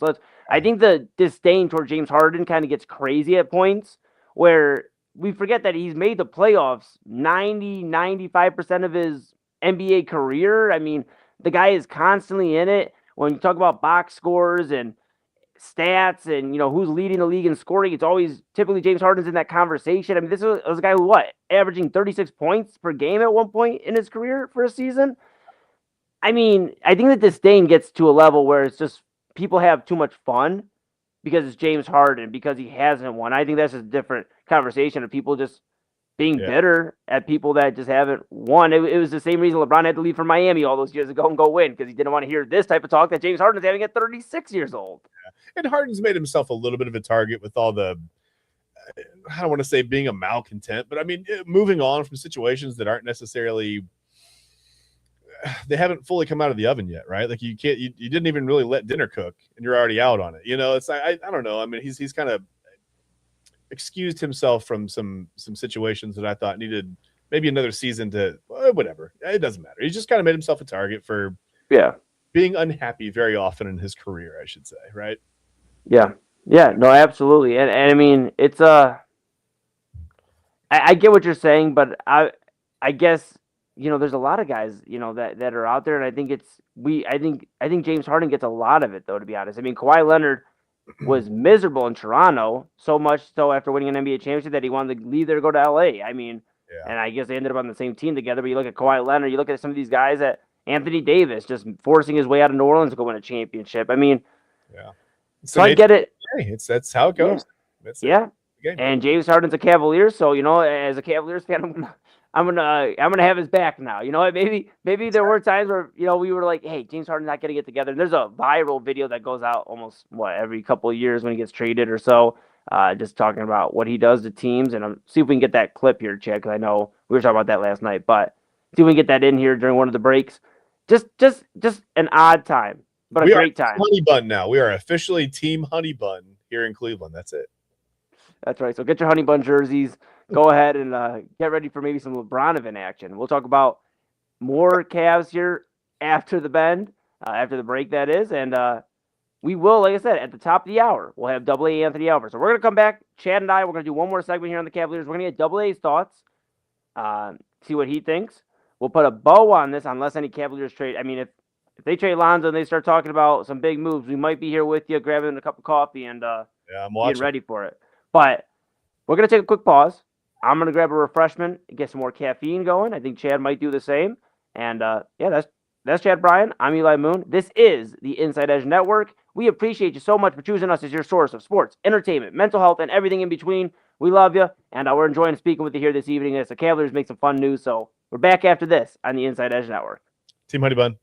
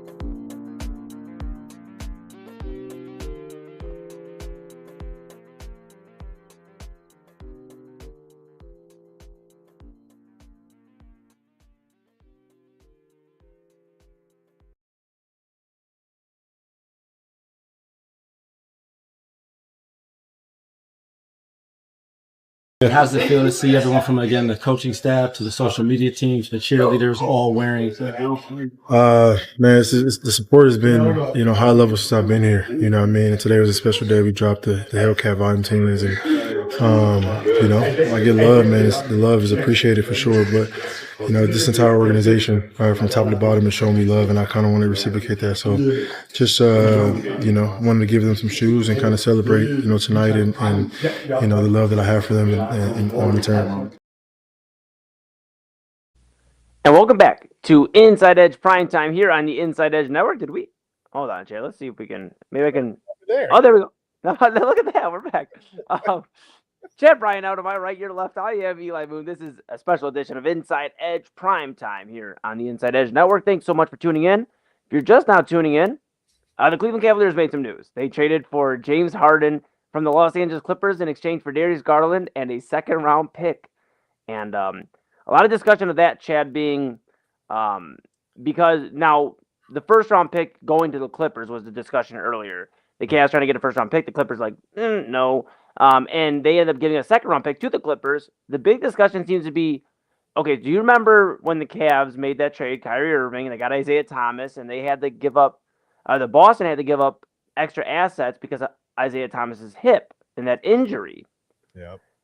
The discussion going around is maybe that Darius Garland's toe injury is not as as great as the recovery, or the sustainability isn't as great as the Clippers are feeling about it. So they are like, hey, you at least need to toss a second round pick. And I guess to get a win now move, that's what you got to do. I mean, the Cavs aren't opposed to trading draft picks, clearly. So, and real quick, Chad, I do want to get your thoughts on this. Just want to give credit to that video that brought us back in. That's actually from Grant, in quotations, Money Mona. Grant Money Mona. And Grant is from the Sporting Tribune. He's on the Clippers beat there. And that was literally, like you said, the tweet was just 11 days ago. James Harden spoke highly of the entire Clippers organization after his shoe release. The Hellcat Volume 10, Chad, and I'm sure you've already got a pair of those, right? I've got a few pairs. Yeah, I'm wearing them right now. It's not a foot thing, so I'm not going to show you. But yeah, I got them on right now. Wow, incredible. And I mean, all joking aside, they probably are some sick shoes. I haven't seen them yet, but James Harden, the Cavalier, and it seems like now we're just trying to see, like, we're looking around here, like, what's going on next? It seems like the next logical move is Lonzo Ball being moved to Charlotte. I don't think the Cavs are going to be able to do anything unless they get off of that contract. And maybe I'm wrong. I mean, maybe they'll be able to, find a way, but it seems like that'll open the door. But they do need to move if they're going to go after Giannis or one of these guys, because Minnesota's in the mix. They're trying to add a star next to Anthony Edwards. They were very close to the finals, last year, in the year prior. So they're trying to get to the finals. Giannis and Anthony Edwards there. Minnesota, a starved franchise in terms of winning titles. So we'll see there. The New York Knicks are going to be in play. Miami, look, every star wants to go to Florida at some point, so they'll always be in play. Another thing to look out is maybe Miami with Ja Morant. I do want to discuss this. We talked about Nikola Vucevic going to Boston today. That's obviously an Eastern Conference move. I think the biggest move before James Harden coming to Cleveland was Jaren Jackson Jr., the forward for the Memphis Grizzlies, being moved in a 8-player trade, a multiple-player trade to the Utah Jazz. Jazz give up multiple first-round picks that they've acquired throughout the years through the Donovan and Rudy Gobert trades. And they go out and get Jaren Jackson Jr. to pair up with Walker Kessler, former Cavalier Lauri Markkanen, and I mean that young core out there, Keontae George. I think just kind of talking about the NBA here for a moment. I think that was a good move for the Utah Jazz. And it's funny because we talk about Donovan, who was once the guy there, now here in Cleveland the guy, but seems like Jaren Jackson, who was being talked about as the face of the Memphis Grizzlies, with Ja Morant running into a lot of trouble. Off the court and just on the court even now, just getting into kind of BS. Jaren Jackson Jr. seemed to be the face of the Memphis Grizzlies, but the Grizzlies said, hey, we'll strike while the iron's hot. We'll get multiple firsts, and we'll just kind of hit a reset. Kind of leaves Ja Morant looking around like, well, what's that mean for me? And maybe it's Miami. Maybe it's one of these other teams that want to take a chance on a star that may just need a change of scenery. Maybe send him out west, and get him in some sunshine and a completely different change of scenery. But just interesting. I think this Jaren Jackson Jr. move like I said, would have been the biggest news of the day if not for what we have been talking about for the last hour, which is James Harden being a Cavalier and Darius Garland, that is, being a Los Angeles Clipper. Yeah. Hey, if Ja goes out west, could he have the fastest gun celebration in the West? Could he be that guy? Listen, I was looking at some stuff. Actually, this is a real thing. I was looking at some stats, just trying to further talk myself into the James Harden thing, which I'm, I think I am. I think I'm, I'm a little excited about it. It gets better and better. Donovan Mitchell was at his highest minutes, just his highest usage since he's been in Utah. You mentioned Utah, Donovan Mitchell. That seems like, ages ago. Like I said, not old, not getting old, but he's not a young man either. And the Cavs are just putting a lot on his shoulders. So I think this hopefully can let him take a few maybe actual breaks. We talked about him being on the floor and getting a break. Maybe he needs to go rest a little bit, right? Hopefully Harden can pick up that slack. Like I said, it's another reason that I think Harden helps out. You just give a little bit of a reprieve, I guess, to Donovan Mitchell. He doesn't have to do everything when it comes to being a consistent scorer. Yeah, no, absolutely. I think it's gonna be interesting. A lot of teams making a lot of interesting moves. Like I said, the Cavs making moves today for Harden. A few days ago made a trade for Schroeder and Ellis. Keon Ellis and Dennis Schroeder being here in Cleveland. Just very, very interesting. I'm excited. I'm with you. I'm so excited. Like we have to go defensively? They've gotten better offensively, right? And yeah. Oh, we lost Chad for just a moment. And better defensively. Yeah. No, exactly. And Chad, honestly, it's exciting to think about what the Cavs could look like after the All-Star break, after, say, get some games together, Harden and Mitchell, whoever else is going to be here. But this is really exciting, and the Cavs took care of it. We talked about it here on the Inside Edge Network, you with the Sunday Sports Show, UTK and Ryan Mosser, and then main event with Robert Zicki, Double A Anthony Alford, and myself, which we will have Double A Anthony Alford here at the halfway mark of the hour here in about 21 minutes. We'll have Double A Anthony Alford, who celebrated his 34th birthday on Sunday. So you'll get to talk to him about his birthday a little bit too, Chad. See how that very was going. Publicly, thanks to you guys, right? That was very public. Yes, absolutely. But we talked about the Cavs preparing for a trade maybe, and it seemed like Darius Garland was a little bit more expendable, and here we are, a few days later, and he is no longer a Cavalier. Just crazy how the NBA world comes at you so fast, and it feels like, Chad, do we have to go to bed? Like I know it's like what it's 10:10 here on the East Coast. We got another hour and a half at least, probably here rocking and rolling, Cavs, Browns, and some maybe Rodman talk at the end. I'm excited. You brought the story up yesterday, and I'm excited. But news of the day was all the Todd Monken stuff, and we haven't even gotten to that yet. So yeah, Todd Monken is actually upset probably with us right now that we haven't talked about his press conference. I'm sure he is. So he's a pretty loyal watcher of the network. So yeah, even before he was brought here. And we had obviously breaking news, our Inside Edge exclusive with some of his test answers. So exactly. Think about that. So upset with us already for exposing his answers. True. So we got to get it on his good side. All right. Well, with that being said, we got a lot to work on here on the Inside Edge Network. But yes, again, Chad Bryan to my right, your left. I'm Eli Moon, and just a lot of stuff going on here, right? John Morant still a talk of trade discussions. Anthony Davis. Giannis Antetokounmpo. Lonzo Ball is a smaller trade, but a name that at once was a top 2 draft pick. And Cavaliers moving off of him potentially here to pair him back up with his brother LaMelo in Charlotte, which I think will be cool just as a side story. And I do want to mention too, Chris Haynes also had it reported. We talked about Concanoopel just as we're going to some NBA news hitting the surface here, right? Breaking. Concanoopel actually I think is entering the 3-point competition. So that just broke about 15 minutes ago or so. But Concanoopel, he is going to participate in the 3-point contest during All-Star Weekend. That, like I said, per Chris Haynes is where I got that. So he'll join some very important names here. 20 years old. Not to make you feel old, Chad, but he was born in 2005. Oh yeah, that's old.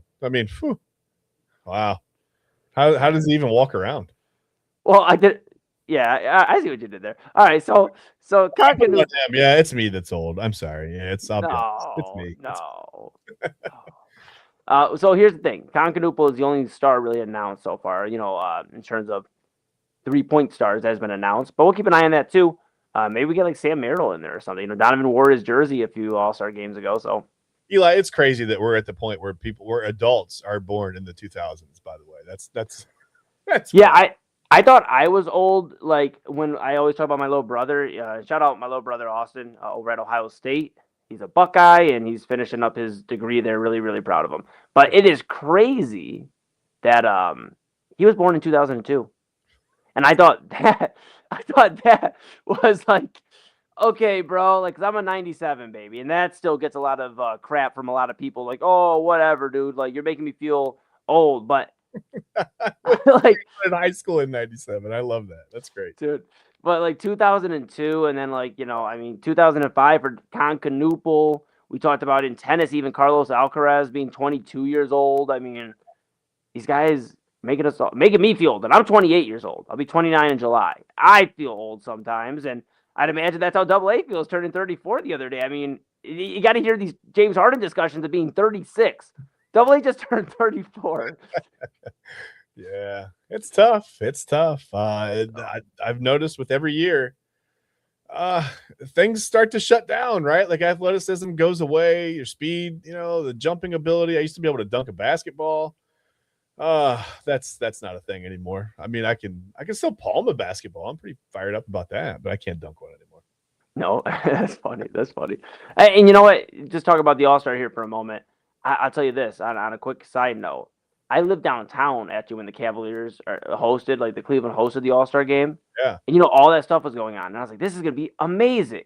Yeah. And then my family planned a big old trip to Vegas. And I'm not mad about it. It was my first time to Vegas. We took like 20-something of us out there, family, to celebrate my cousin's 21st birthday.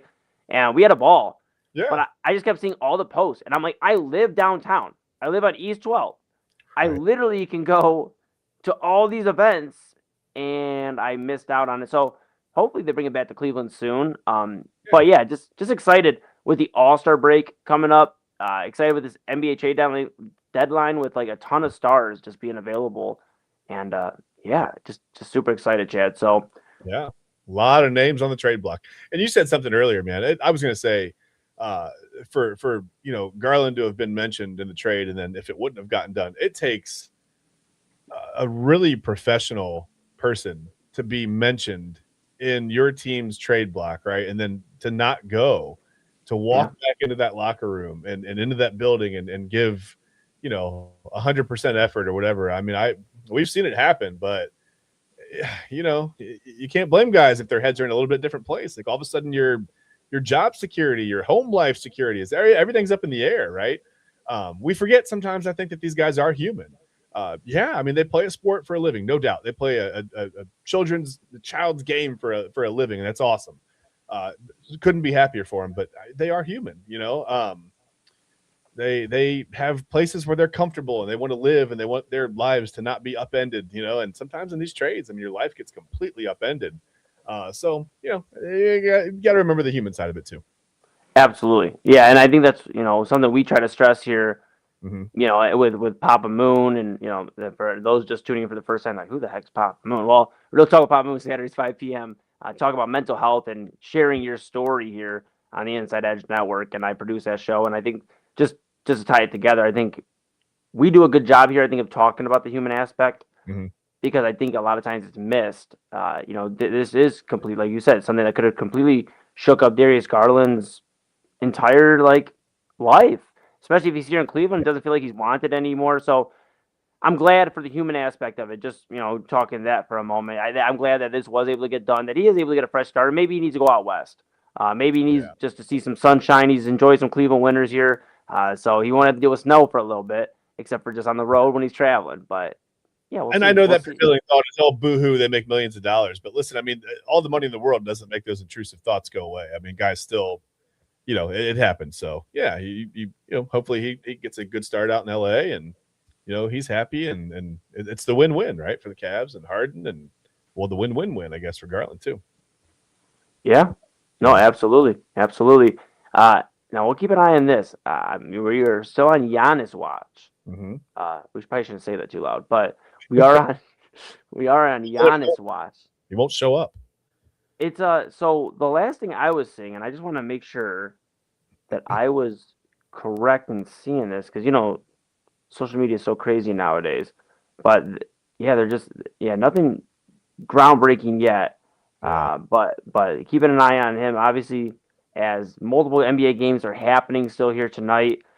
Something to keep an eye on too, Chad. We haven't talked about this yet. You know the Cavaliers play tomorrow, right? Their first game in the James Harden era, potentially. The Los Angeles Clippers in LA. Oh, wait, what was that?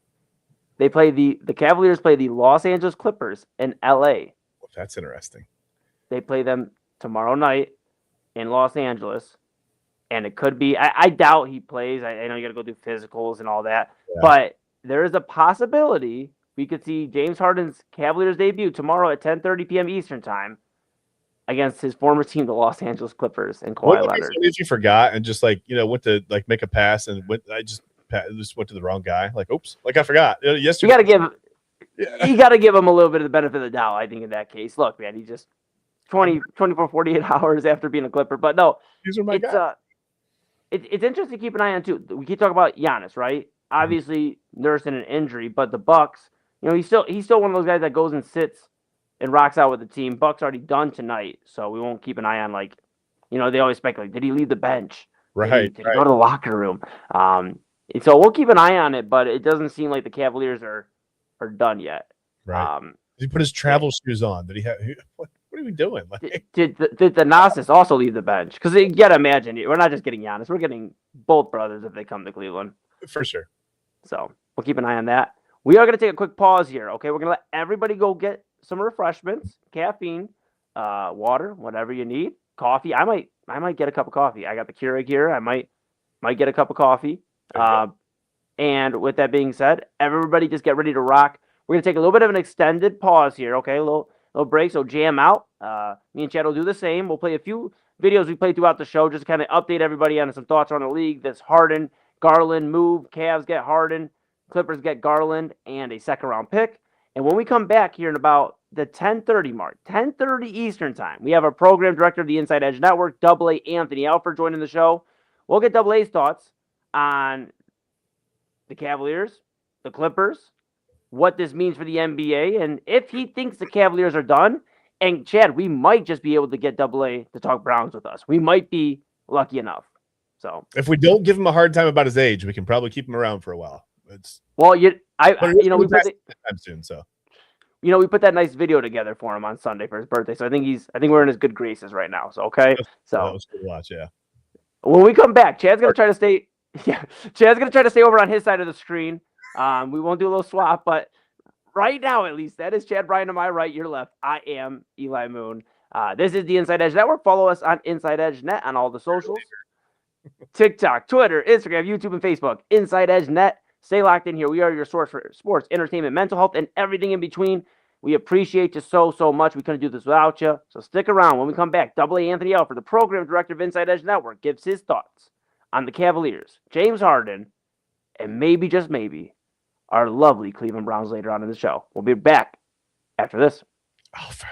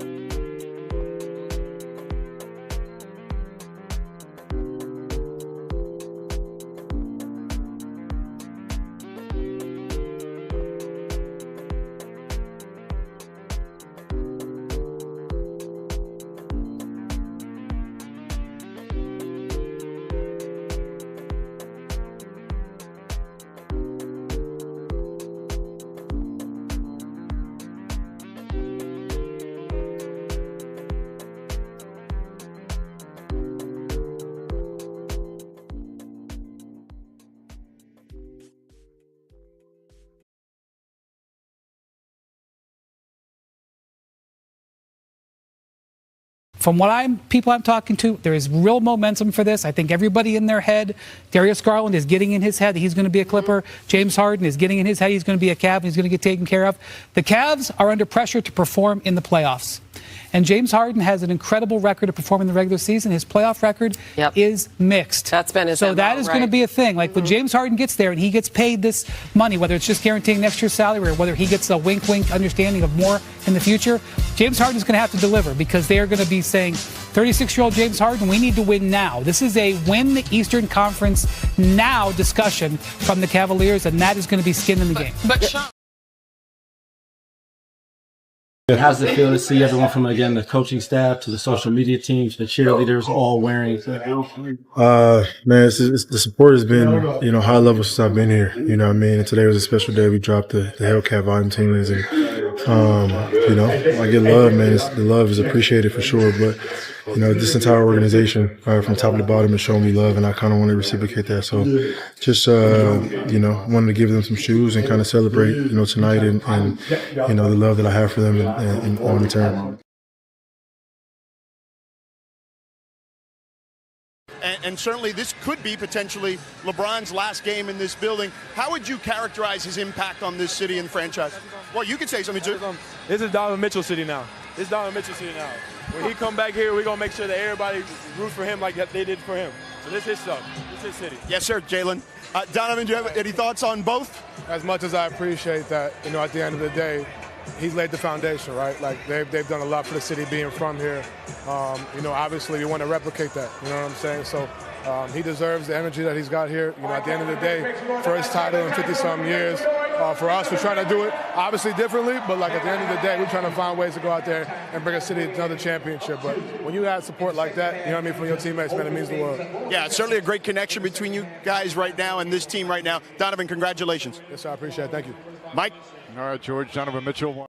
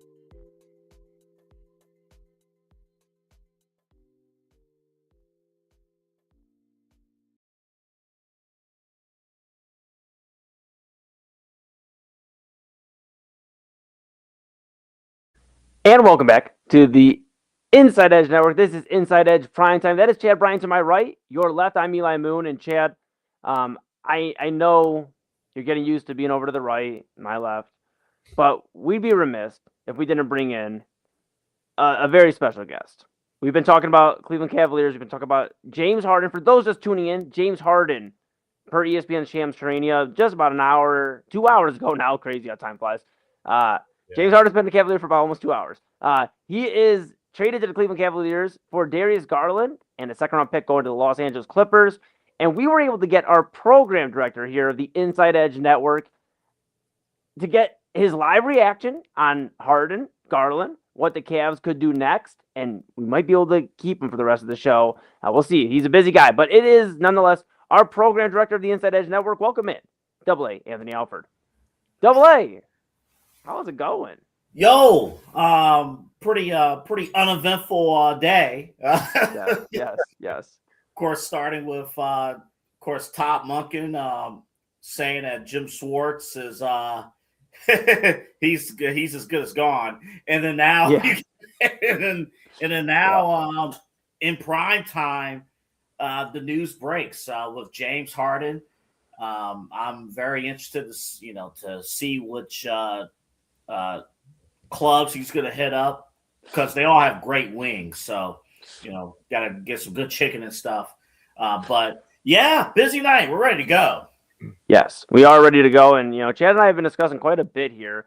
We've been talking about, first off, that, people saying 36 is old is kind of disrespectful to you, I feel like, considering you just celebrated your 34th birthday. So, and for those that didn't know, AA just turned 34 on Sunday. And so I think he takes offense to anybody out there saying 36 is old. It's still in your prime. Isn't that right, AA? That is correct. Yes, you could feel. Let's get one thing straight. You could be 34, 35, 36 and feel better and be physically more fit than those who are 24, 25, or 26. So that is true. That could happen. Yeah, and I guess we'll open the floor to you. Chad and I have been discussing, and we'll chime in. But we want to get your thoughts here. I just real quick, I was just trying to talk that into existence. Do I fully believe what I just said? I don't know. Well, we'll see. You're only at what? This is day two of you fully being 34. So I mean, still got time to figure it out. So get used to your surroundings and everything. About getting a trade back to 33. Can you do that? I don't know. No, I don't want to. Speaking for me personally, I do feel better as a 34-year-old than I felt when I was 24. I definitely feel better as far as physical fit than I did when I was 29. So I'll give you that.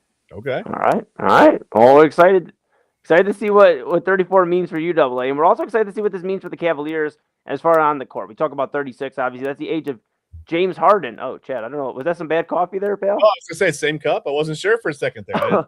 Okay. I got the company cup. Oh, no, I just got a Reebok one. We're good. Okay. I was like, what are we doing here? All right, we're good. Cavaliers trade for James Harden, 36 years old. That's why we keep bringing up 36 years old. For Darius Garland, who's 26 years old. That's a big talking point for a lot of people. This is obviously a win-now move for the Cavaliers, but let's just open the floor to you. What are your initial reactions? And you've kind of had a few hours to kind of think on this. And I know you also have some NXT reactions for the Side Hustle Wrestling podcast. That'll be, I believe, they might be out right now, but if not, they'll be out a little bit later. The NXT reacts will be up as soon as the video uploads in about probably a half hour. Very exciting. It'll be on the and NXT had a big night. Joe Hendry is the new NXT champion. So wow, big night there for anybody who's curious about that. Look, I think this says a lot about. There's a few ways you go about this. Number one, as I commented earlier on this broadcast, this was a Dan Gilbert move, in my opinion. I think, Eli, you are right, though, in the approach. It was Dan Gilbert looking at this team and saying, this is not good enough. It's, this won't cut it. Kobe, go in there and make a move. I 100% agree with you, Eli. I think that's exactly what happened. Because, Kobe, all these guys, they were locked in with this core four. And that does bring me to at least the Darius Garland component. Look, nobody, your team knows about the physicals. They know where you're at medically at all times. And the Cavaliers are actually more protective of their players in terms of medical condition than most other pro franchises. This toe injury with Darius Garland, correct me if I'm wrong, gentlemen, wasn't that a day-to-day injury during the playoffs? Yeah, it was supposed to be something that didn't really linger on, but it seems like, we brought it up even during one of the last segments, AA, that, remember when the Cavs made that trade? They traded Kyrie Irving, and they traded for Isaiah Thomas, and it shocked a lot of people because Isaiah Thomas was coming off a completely new hip, out of surgery. And the Boston had to kind of give up extra draft capital. The Cavs were fighting for as much as they could because they're like, dude, we're taking damaged goods. Seems like the Clippers, because earlier on the discussion was, even earlier today was the Cavs are trying for a first-round pick. The Clippers aren't with it. And, the ball's in the Cavs court. And it appears the Cavs were like, okay, hey, we won't do the first-round pick. And then maybe the Clippers were like, yeah, but you will give us a second-round pick, actually, because we don't really feel great about Darius Garland's toe and just his health in general. If it's not his toe, it's been something else. And Chad and AA, it just seems like Darius Garland's a nice guy, but we talk all the time about sometimes nice guys don't always win championships. Look at Josh Allen in the NFL. I think he could be a nice guy, but stylistically, things didn't work. And the toe, I don't think Garland, at least not this year, was going to get back. Like if this wasn't a win now situation for the Cavs, if this was, let's say this happened a couple years ago, this trade is not happening. The fact that this is the Cavs have to win this year. They have to win, as you guys have mentioned before, they have to win in a year where Boston is a little bit weaker this year than most. A year where no Tatum, no Tyrese Halliburton. Tyrese is more in lockstep with what we're doing at the Side Hustle Wrestling Podcast than with the NBA right now. Yeah.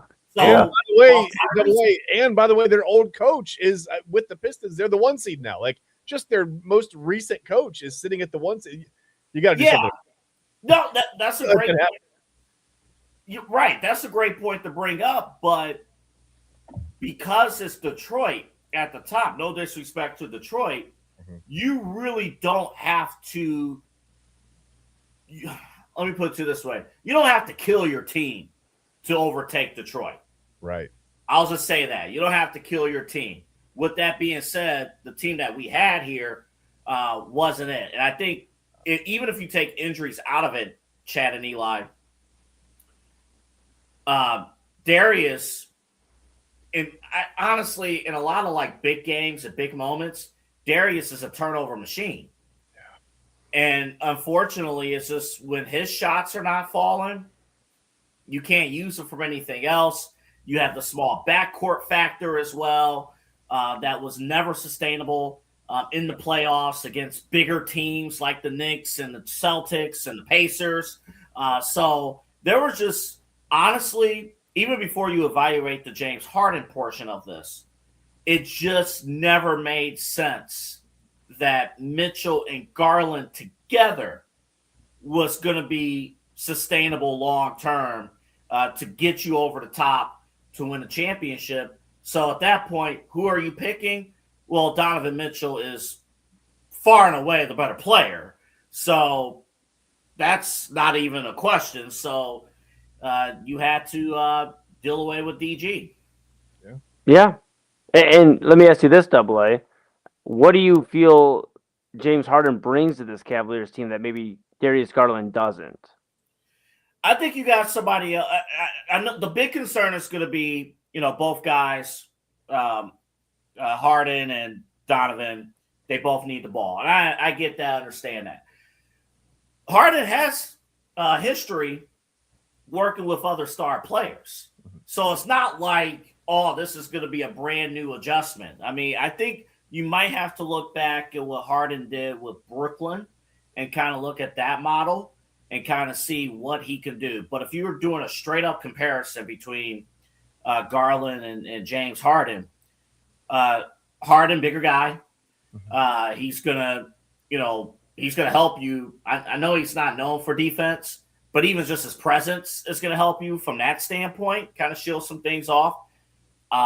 Much significantly better passer. So other guys, things are going to open up from that standpoint. You're going to be good there. You're going to be good with rebounds with James Harden. There's just a ton, and it's a scoring threat that you have to respect each and every single night. You don't, and I think that's the main difference. When Darius Garland was here, how many nights were we waiting for both Mitchell and Garland to at the same time, the same game, like, oh, they're both scoring threats, so teams are in trouble.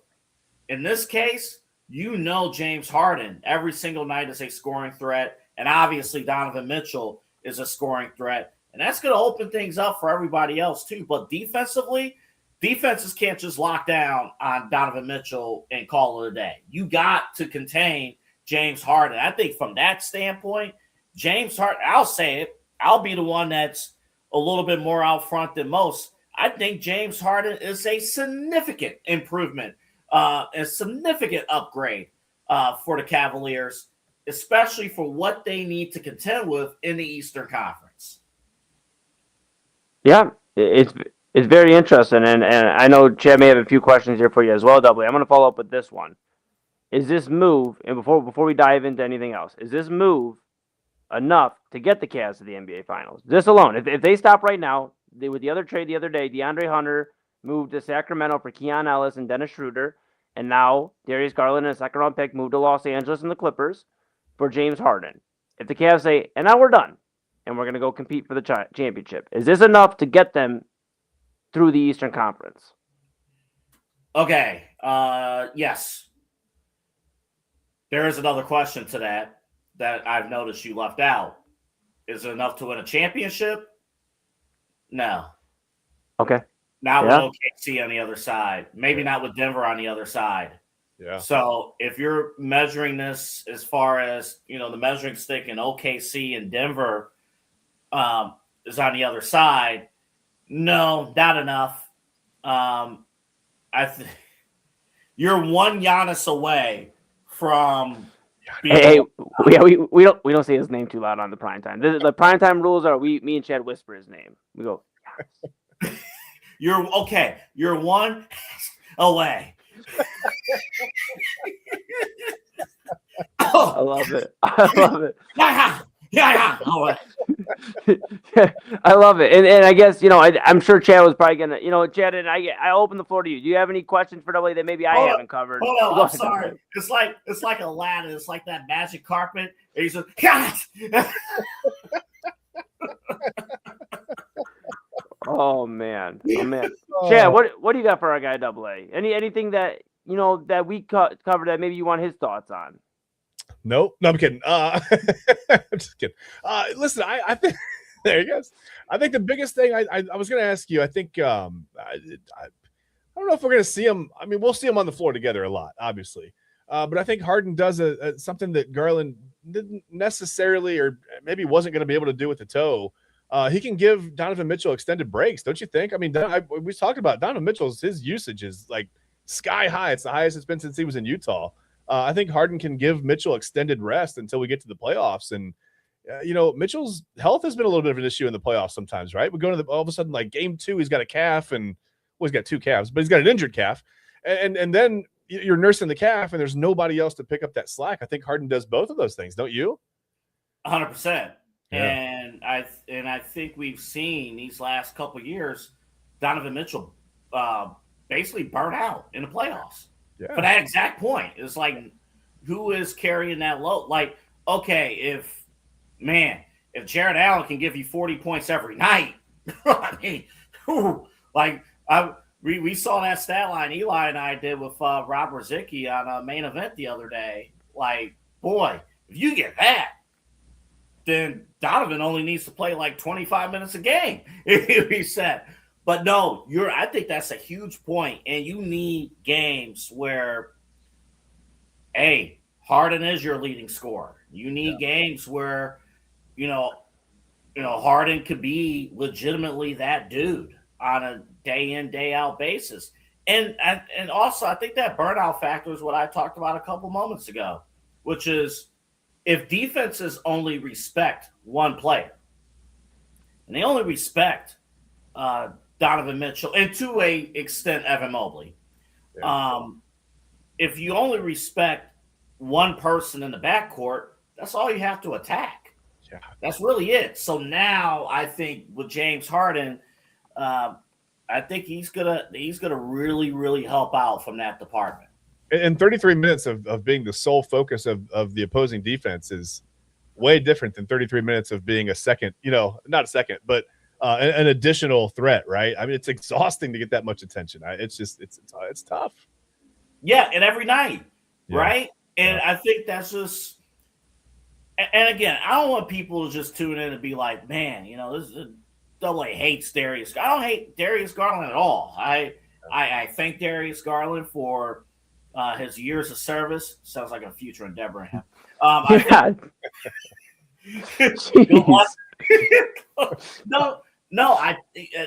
Darius Garland's a kind soul.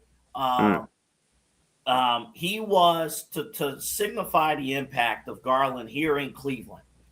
He was the first Cavalier that Cavs fans can look at post LeBron and legitimately be proud of. Mm-hmm.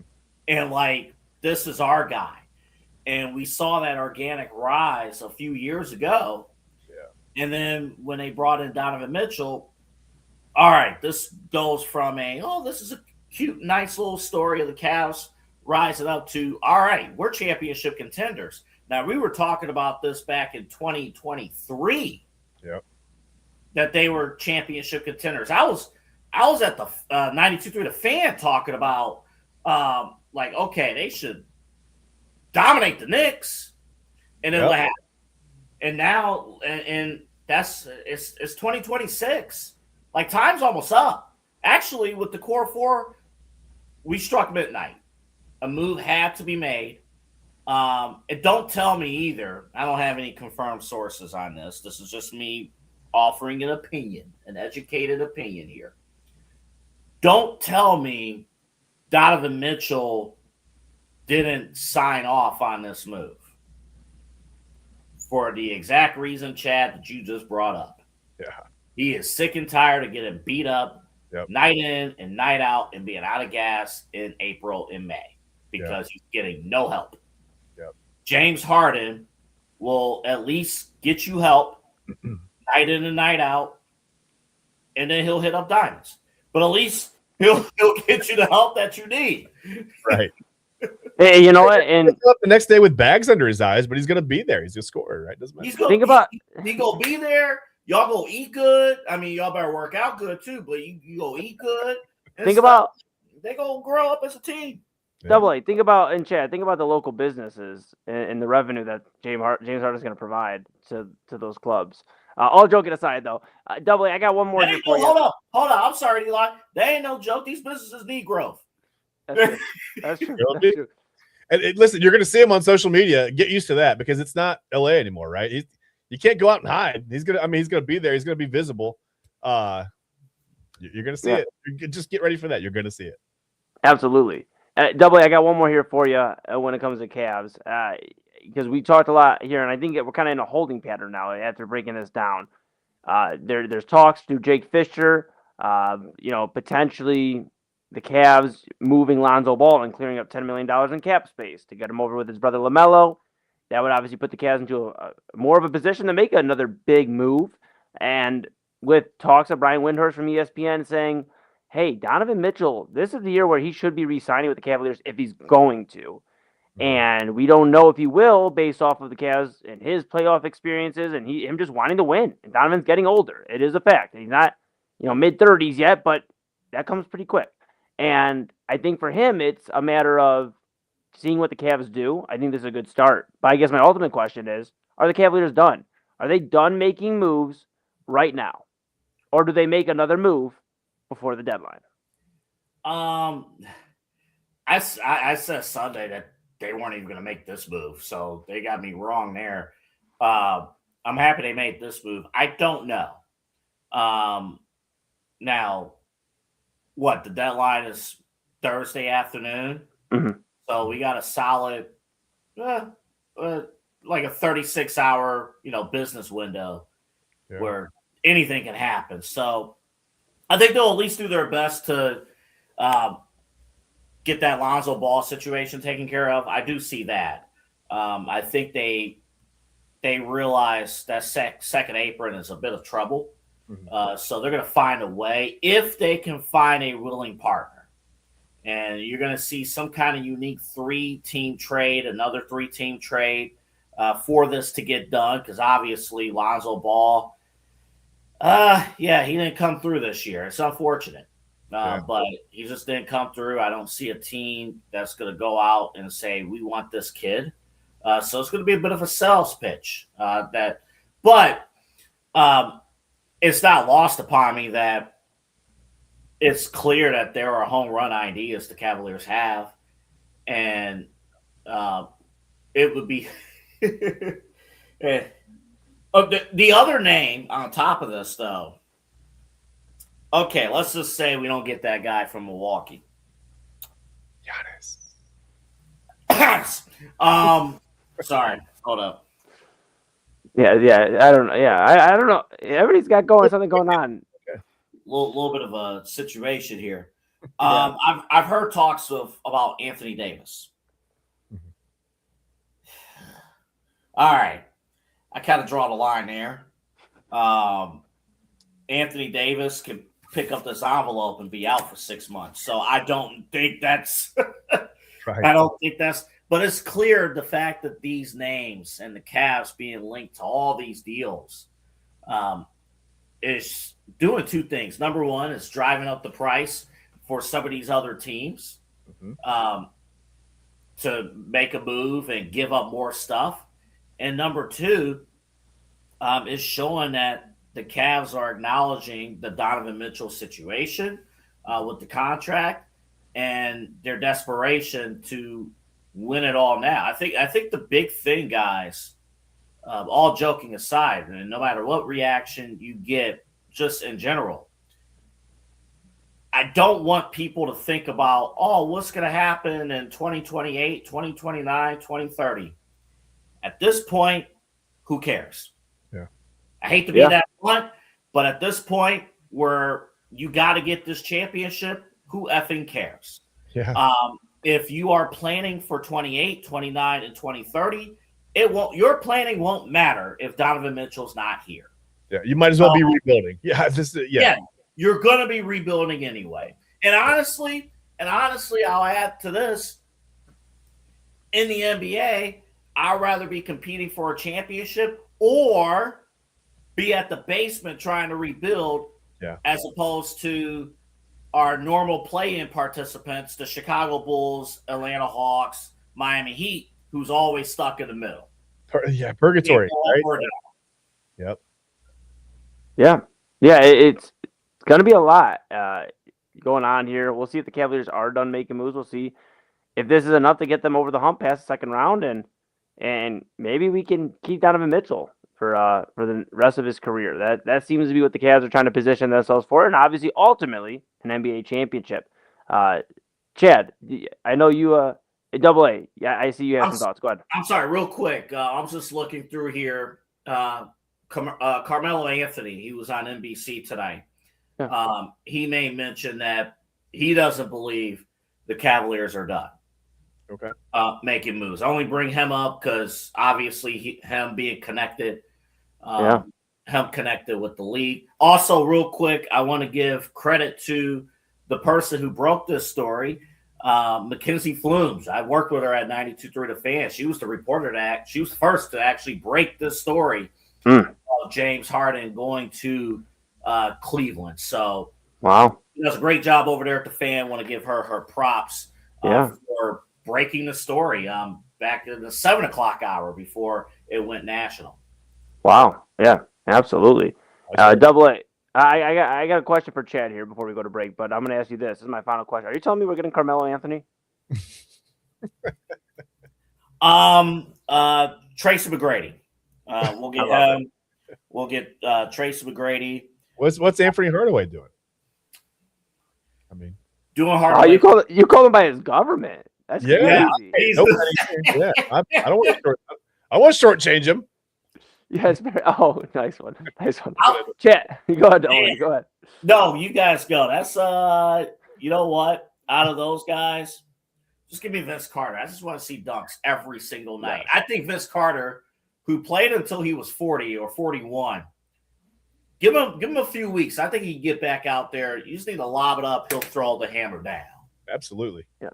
Yeah, absolutely. Chad, I have one more question here for you, and Double A before I pivot the chat. Are we getting your next segment? Are we going to be able to keep you for at least one more segment? Sure. All right, we'll keep them for one more segment. And with that being said, Chad, so excited, man. I know. Well, we're going to have to pay him for this. But as always, Chad, let me ask you this.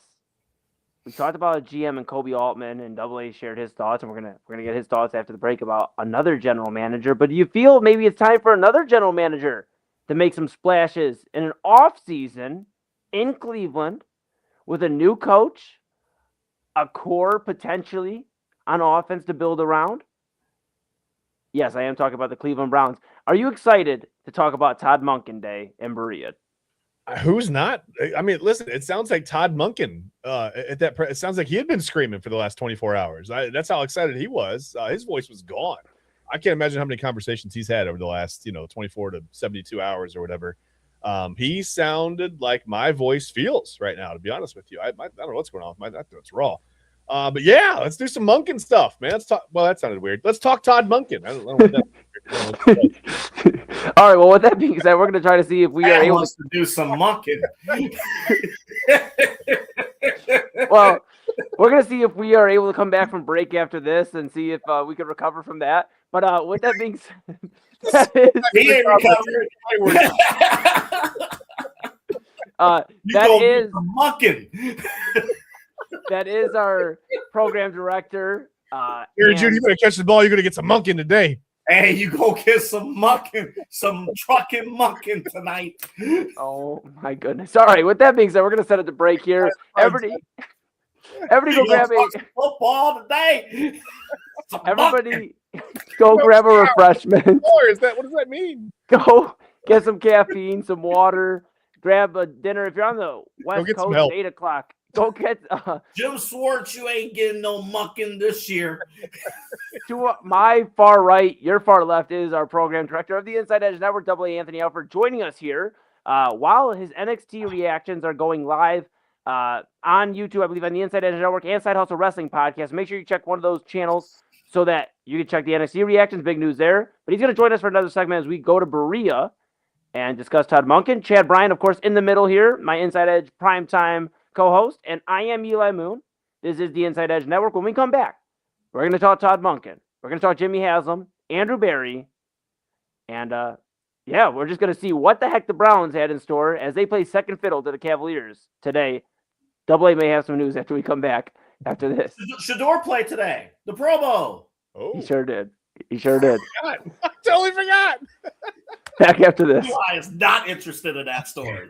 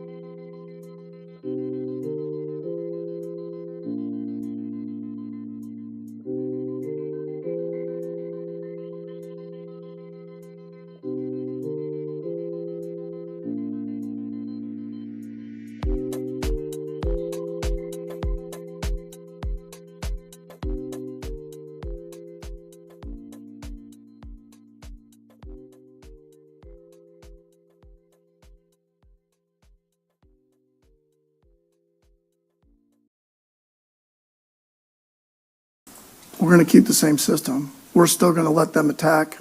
We're still going to let them play free.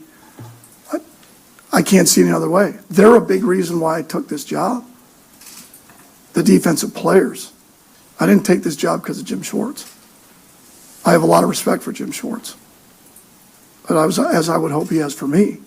But I took it because of the players that are here, the ownership, Andrew Barry, and the ability to build this roster from the ground up on the offensive side. So, and I said this to the other guys. I didn't think I'd say it, but I'm going to say it. When I was preparing for the Cleveland Browns, I wasn't trying to chip Jim Schwartz. I was chipping Myles Garrett. And when I was sliding a protection to the outside backers or Grant Delpit that were blitzing off the edge, I was sliding the protection of the players. And when I was worried about throwing to the right against Denzel Ward or Tyson Campbell to the left, that's who I was worried about throwing at.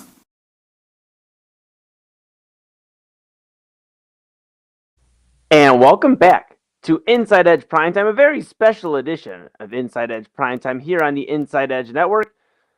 In the middle is Chad Bryan. In the far right, your far right, my far right, your far left. That's how it works. Is W. Anthony Alford, the program director of Inside Edge Network. I am Eli Moon, and we are back with courtesy of 92.3 The Fan, that clip of new Cleveland Browns head coach Todd Monken, and very clear that Jim Schwartz is not cashing those checks. He's not writing the checks. So therefore, Todd Monken not too concerned about Jim Schwartz. He is concerned, however, with the players, ownership, Andrew Barry, and everybody else. Double A, Chad, a lot to unpack just from that clip alone. What are your guys' thoughts? I think just overall, I think it's clear that the future of Jim Schwartz is not here in Cleveland. I think it's just obvious. And no offense to a coordinator, but a coordinator shouldn't be the face of your team. It's either your head coach or your top players. So that's really the end of that. I know Jim felt wrong, and he probably should. I'm not saying he shouldn't. Felt wrong about not being named the head coach. It's an ego killer. It really is, right? After what he has done. But that's why I like the process of, hey, we're going to pair up whoever wins the head coaching job with Jim Schwartz as if Jim is going to be cool with all this. I thought was flawed with this process overall. And that's that. And Monken, to say that publicly, that is not, as I would say, media training in that sense, because he basically told Jimmy to F off.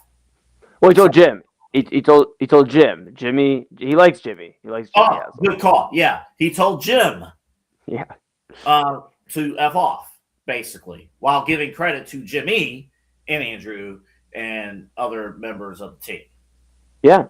And I want to bring Chad in here. And Chad, I think we may have you I think StreamYard is fighting with me. It's not letting me unmute you, my friend. So, yeah, there we go. There you are. I didn't know if you were just patiently waiting for Double A, because you know what, with Double A, I've done a show with him for the better course of over 10 years, and there are times where he can get a little angry about the Browns. So we haven't got there yet. So that's good. Chad, I have mulled up. When you saw that video, the birthday video, which again, thank you, I appreciate it. Ryan Lang was one of the guys in that video.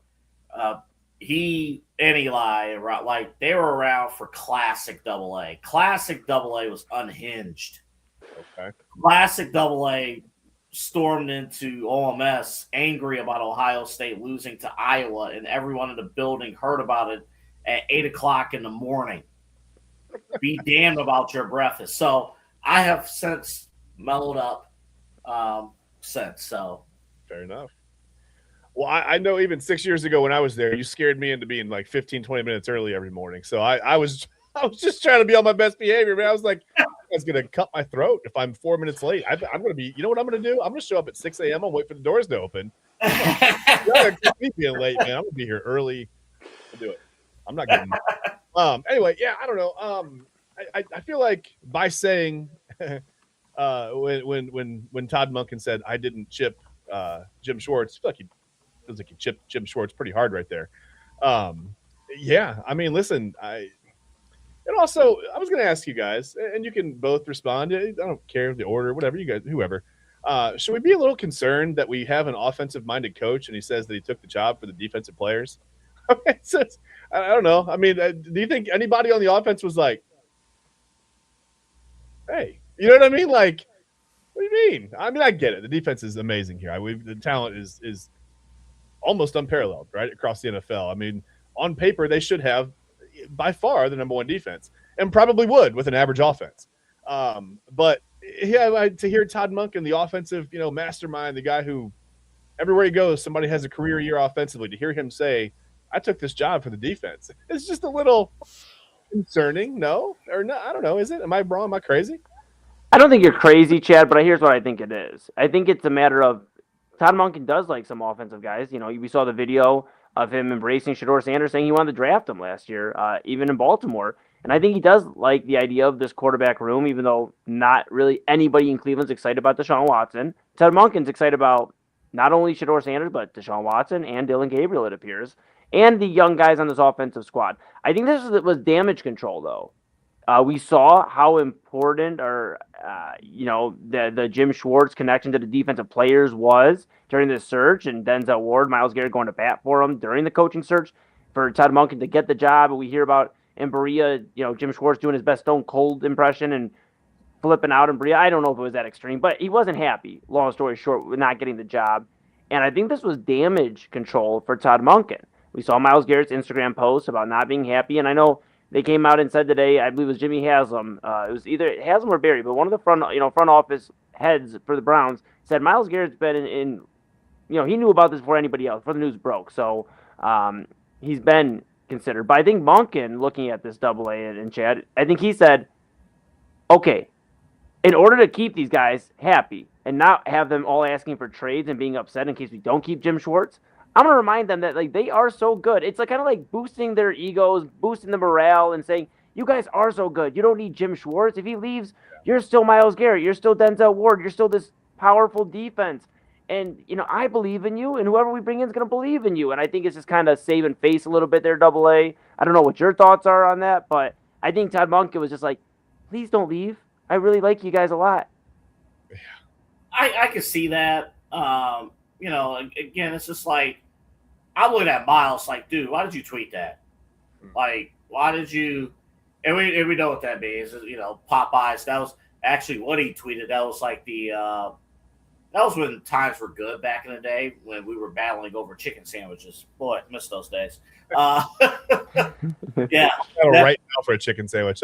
I'm done. I'm hungry. The most serious thing about 2019 was the chicken sandwiches from Popeyes or KFC or Wendy's, Chick-fil-A, whatever. Yeah. There's really no argument, though. I mean, on that, I feel like it's Popeyes. I feel like there's no argument. But I mean, that's maybe a different day, maybe a different discussion. That's a whole different show. Let me veer back because I have thoughts, extensive thoughts. Yeah, Eli, I think there is a part of me that agrees with you.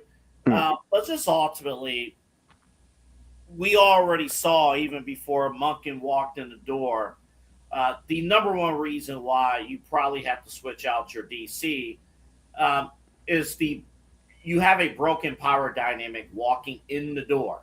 And for Todd Monken, with this being his very first NFL head coaching job, he needs a staff around him that 100% respects him. Yeah. 100%. We even saw here in Cleveland the most infamous moment of Hard Knocks when it was here in Cleveland. Hugh Jackson saying he's the head of the table basically, and Todd Haley, Hugh and Todd Haley going back and forth. So we have evidence even here in Cleveland where if your head coach and one of your coordinators is not aligned, if your coordinator believes he's a head coach, just not entitled, the power dynamic, the power structure is broken. So for that alone, this should be the end of the road for Jim Schwartz here in Cleveland. Yeah, I mean, and yeah, with that being said, it just seems like I feel a little better after hearing Todd Monken speak. I know, AA, you specifically are always wanting personality out of your coach. Our coach as a Cleveland Browns head coach, and Todd Monken had quite a lot of it. There was jokes that maybe if he would have just said, instead of freaking, if he would have said bleeping, because I know, all our family members are probably watching, so I'm going to watch my mouth a little bit. But, a freaking kick-ass team, if he would have said the bleeping, it may have been on a T-shirt everywhere in Ohio. But nonetheless, gave a lot of quotables. Jimmy Haslam stressing that, hey, we made this call with a capital we. Andrew Berry, we made this call. But he also mentions that, hey, Andrew Berry's got to go out and, we made this move, but he's got to go out and get some guys for Todd Monken. Andrew Berry also mentioning, Chad and AA, that we're not going to go sign a bunch of 30-something-year-olds or 30, to get us over the top. And then another thing, and I'm trying to say, Eli. Yeah, I don't know, man. I'm sorry. I'm trying to watch it, fellas, as the younger statesman of this group. But I will say this, and then I'll kick it over to you, Chad, and AA. I want to hear what you guys think. Jimmy Haslam was asked, does this kind of amount to more wins? What do you feel about this move and everything for the organization? Does it amount to a lot more wins? And he's let's pump the brake on a lot more wins. I think we'll win some more games, but a lot more? It kind of falls in line with what we've been talking about on primetime here, Chad, just when we talked about the Browns and during our coverage, AA, as well during that coverage, and everybody kind of sharing the same thought that the Browns aren't going to probably go to 13, 14 wins next year. It seems like this is going to be a multi-year process that maybe they do believe Todd Monken is a guy to usher in this new era of Browns football. What do you guys think? I think you're gonna have to, like you said, you're gonna have somebody there who's patient enough to build the offense, and you're gonna have to build it from the inside out. I mean, you have a lot of work to do in April, right? You're gonna have to bolster the offensive line in a significant way, or you're looking at another 3 to 5 win season. I mean, whoever the quarterback, I don't care who the quarterback is. It doesn't matter if it's anybody on this roster. You can go back and hand pick a quarterback. If they have less than 2 seconds in the pocket to find a receiver, it's not going to matter. The numbers, the Shedeur Sanders, the number of clean pocket versus, it's mind-boggling what he had to work with. The limited time that he had to actually stand in the pocket, scan the field, go through his progressions. But he doesn't go through his progressions. He doesn't have time to go through his progressions. I mean, he just doesn't, or didn't, I should say. And I think you're going to have to, like I said, you got to be patient. You got to have a coach that's going to come in here and be able to, A, be patient through that process, and B, we've said it 1,000 times on here, if not a million, you've got to have a coach that can kind of build a scheme around what's there, right? So you gradually build the offense, and you work with what you've got for now, and then you implement a little bit more in year 2 when you've got another draft under your belt, another opportunity to bring guys in, and it's not, well, hey, here's the system, and if we ever get guys to fit it, oh my God, we're scooting, right? We're gonna go. you've got to be flexible. And I think Monken, probably of those, the main three guys that we talked about, Udinski, Shieldhouse, and Monken, seems like he's probably the most flexible, right? And with the ability to just build a scheme around what's there. And I think that's how you limit yourself from going 3-14, 3-14, 4-13. That's how you gradually step up in wins. And no, they're not going to go 13-4 next year. I mean, I'd be shocked. I don't even know what I would do with myself. But I think it's reasonable to just, you got to, like you said, pump the brakes on a lot more wins. Give Todd Monken time and Andrew Barry and whoever else time to just build the offense from the inside out. Try to keep the defense together. Whatever. Say what you got to say to appease those guys. Get them all back in. You heard Denzel Ward's comments. I mean, he was pretty much the ultimate, teammate. Just whatever. Hey, we're excited for. Let's just get going, right? We're excited for Todd Monken to be the coach. Let's go, right? I don't know, Double A. What do you think? I wish I shared the same thoughts. I kind of don't. I think this is. Let me just make clear. I love that Todd Monken is the head coach. He gives the vibes. Chad, we talked over the phone earlier today. He gives the vibes of, what did I tell you? Like an old school high school football coach. It sure does. Yeah. Yeah. The voice, everything, right? Yeah. Yeah. That screams football guy, however that means. Like from a personality standpoint, he's leaps and bounds above Kevin Stefanski. But with that being said, can he make Shedeur Sanders or whoever QB1 is going to be? He has a year to make it work. And I say that because the Browns don't need to go to 13 wins. You don't need 13 wins to win this division. No. You really you could be flirting with 500 and have an opportunity to win the AFC North. And I think in a weird way, flirting with 500 in year one is the expectation. And I say that because of the fact you went with an older guy as the head coach and you turned away these younger guys that we talked about just because they're a year away from from being ready. Well, if you consider that 2027 draft class to be loaded with superstars, you consider that all of those candidates that was in the pool this year, they all went back to their teams. So they're going to be in the pool again next year. So because of that, if this season is another 3 or 4 win season, this go around, Jimmy Haslett, I could easily see saying this time we're going to clean house completely, get a new general manager, a new head coach, and obviously the franchise quarterback of the future from the 2027 draft. So fair or unfair, guys, I think Todd Monken has to make Shedeur Sanders or whoever's available at quarterback work this year. It has to happen. Yeah. It's going to be very interesting, fellas. You mentioned Shedeur Sanders. The Pro Bowl was tonight, the NFL 2026 Pro Bowl, and it was a doozy. I want everybody out there to know. Have you guys seen the final score? Have you seen the final score yet? I did not. No. Okay, nobody look. I want you to guess what the final score of this Pro Bowl game was. 220 to 218. Close. Chad, any thoughts? Any guess? How do I guess? I'm going to go 230 to 228. I'm going to go. It's like Price is Right. I'm going to give you a chance, Double A, but I'm going to go $10 over. You know what I mean? I hope we're both over, and Bob Barker AI style comes out and drop kicks to both of us. Fair. Well, I'll tell both of you. You guys are a little high on the score. Oh, really? Shocking. But it was a doozy. Like I said, 14-0 that the NFC outscored the AFC in the fourth quarter to win this game, 66-52 over the AFC in their flag football exhibition, whatever you like to call it. It was a journey. Yeah. It was a journey. I love it. Yeah, I love it. In the Moscow Arena, Moscow Center there, me and Chad talked about it yesterday, Double A. This thing is like like a YMCA, like in terms of the ceilings and there's like no special teams. But we talk about Shedeur Sanders, guys. On the stage of the auditorium, the ceilings are like right above you. You can't even shoot a three.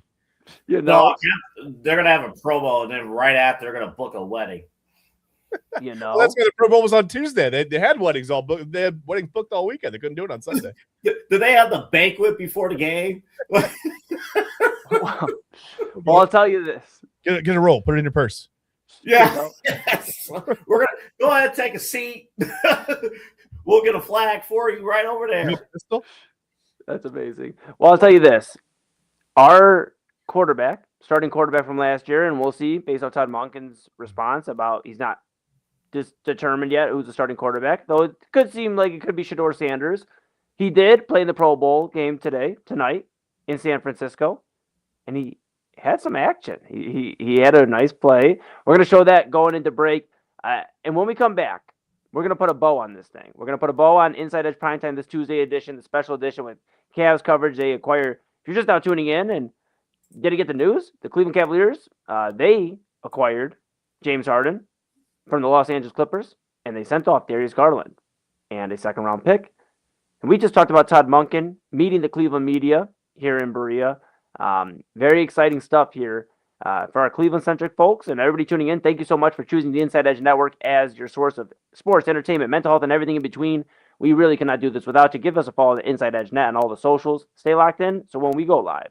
But when we come back, AA, we were talking. We think it's crazy. They're starting to get a lot more speculation about Dennis Rodman, the Worm, and why he hasn't had his jersey retired by the Chicago Bulls yet after Derrick Rose had his jersey retired. And there's a lot of Chicago fans talking about this and NBA fans. So I don't know what you have planned for the rest of the evening. I know you're a busy guy. You might have to hop on a plane to the West Coast and, take care of some Inside Edge Network business. I don't know what you got going on, but would you like to join us and talk Dennis Rodman, Derrick Rose, and who's worthy of a retirement in the NBA? We're in the fourth quarter. Let's finish this thing strong. Let's go. Let's do it. That's what Todd Monken would like to hear. If you're heading to the Moscow Center, Anthony, be careful. Watch your head on this. Never mind. You'll be all right. With that being said, we are going to go to break. When we come back, we're going to talk Dennis Rodman, Derrick Rose, and what exactly do you have to do to get your jersey retired by the team you played most of your career with, and in this case, won multiple championships with? So, with that being said, we have on my far right, your far left at home, the program director of the Inside Edge Network, AA Anthony Alford. We have in the middle, my co-host of Inside Edge Primetime, Chad Bryan. I am Eli Moon. When we come back, Dennis Rodman, Derrick Rose, jersey retirement, and we put a bow on this edition of Inside Edge Primetime. Till then, check out Shedeur Sanders. Yeah, you know what I mean? I might go medium there. Collins. Oh! No flag guard in there. That's 6. Just high stepping.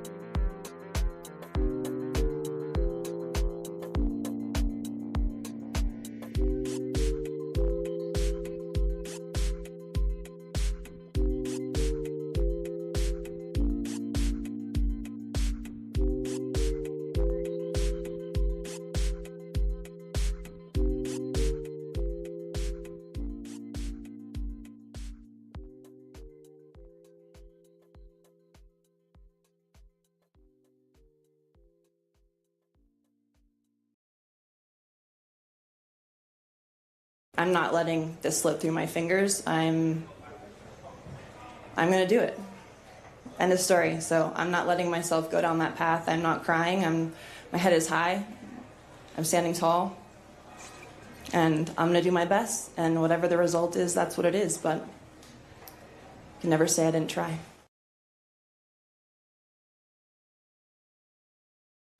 And welcome back to Inside Edge Primetime here on the Inside Edge Network. Special edition, as the Cavs made some news earlier with James Harden coming to Cleveland. Darius Garland to the Los Angeles Clippers with a second-round pick. That video, courtesy of NBC Sports, and that was Lindsey Vonn. We'll talk about her in just a moment. Again, we got the fellas here. Double A Anthony Alford to my far right, your far left. Chad Bryan in the middle. I'm Eli Moon. This is our final segment of Inside Edge Primetime on this Tuesday edition. We'll be back tomorrow. Same place, around the same time, about 10 o'clock. We got a little earlier here on the East Coast with the news, but we will be back tomorrow. And then a programming reminder here before we get into what we got going on. Thursday, we will have a new face on Inside Edge Primetime with Chad and I. So stick around for that. We are growing as a network here on the Inside Edge Network, and we'll have more on that tomorrow. We'll get some factoids about our new Thursday co-host for the Inside Edge Primetime show, and we'll share them with you so we can get familiar with our new co-host. That's Thursday. Today's Tuesday, almost Wednesday, and it's almost Sunday, fellas, which means Lindsey Vonn in the Olympics is a discussion we need to be having.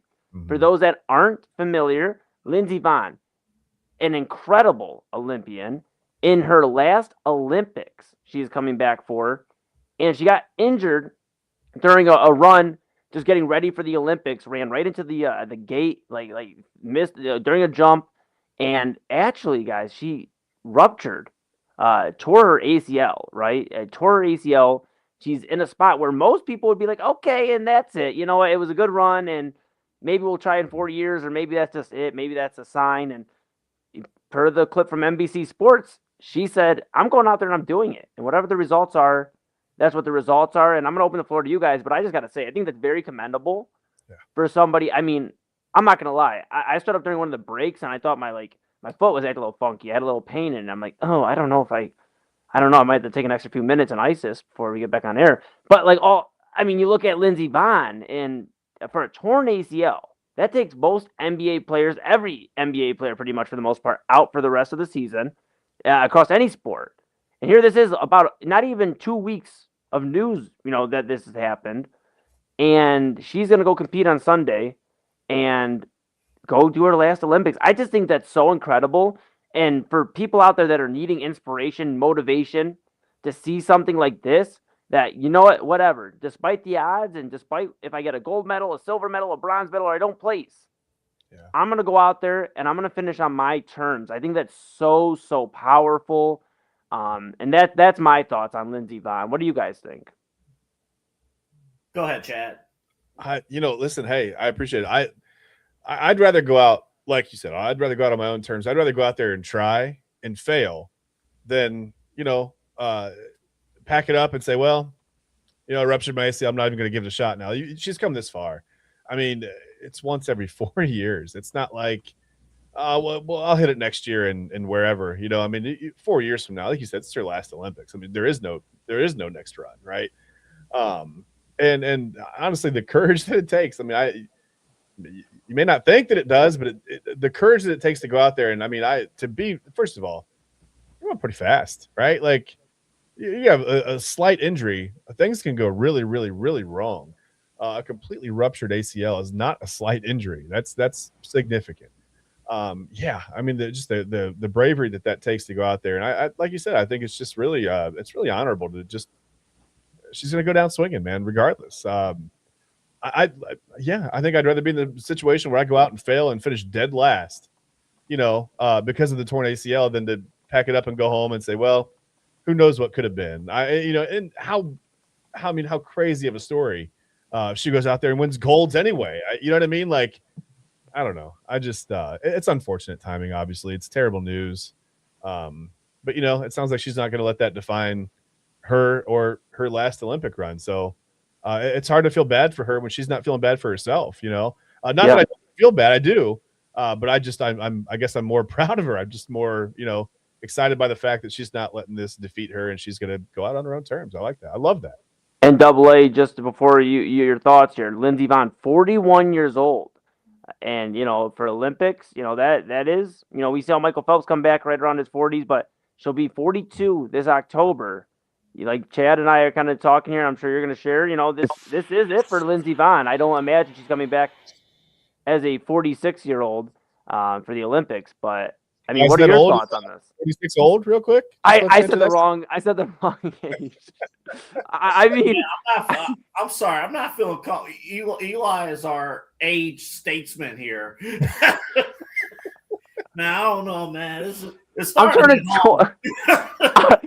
29. Look, man, I was talking to my mom this morning, Mama Moon, and she was like, it's crazy. You're getting old. And I was like, that was crazy because, my mom and I come on, man. Old.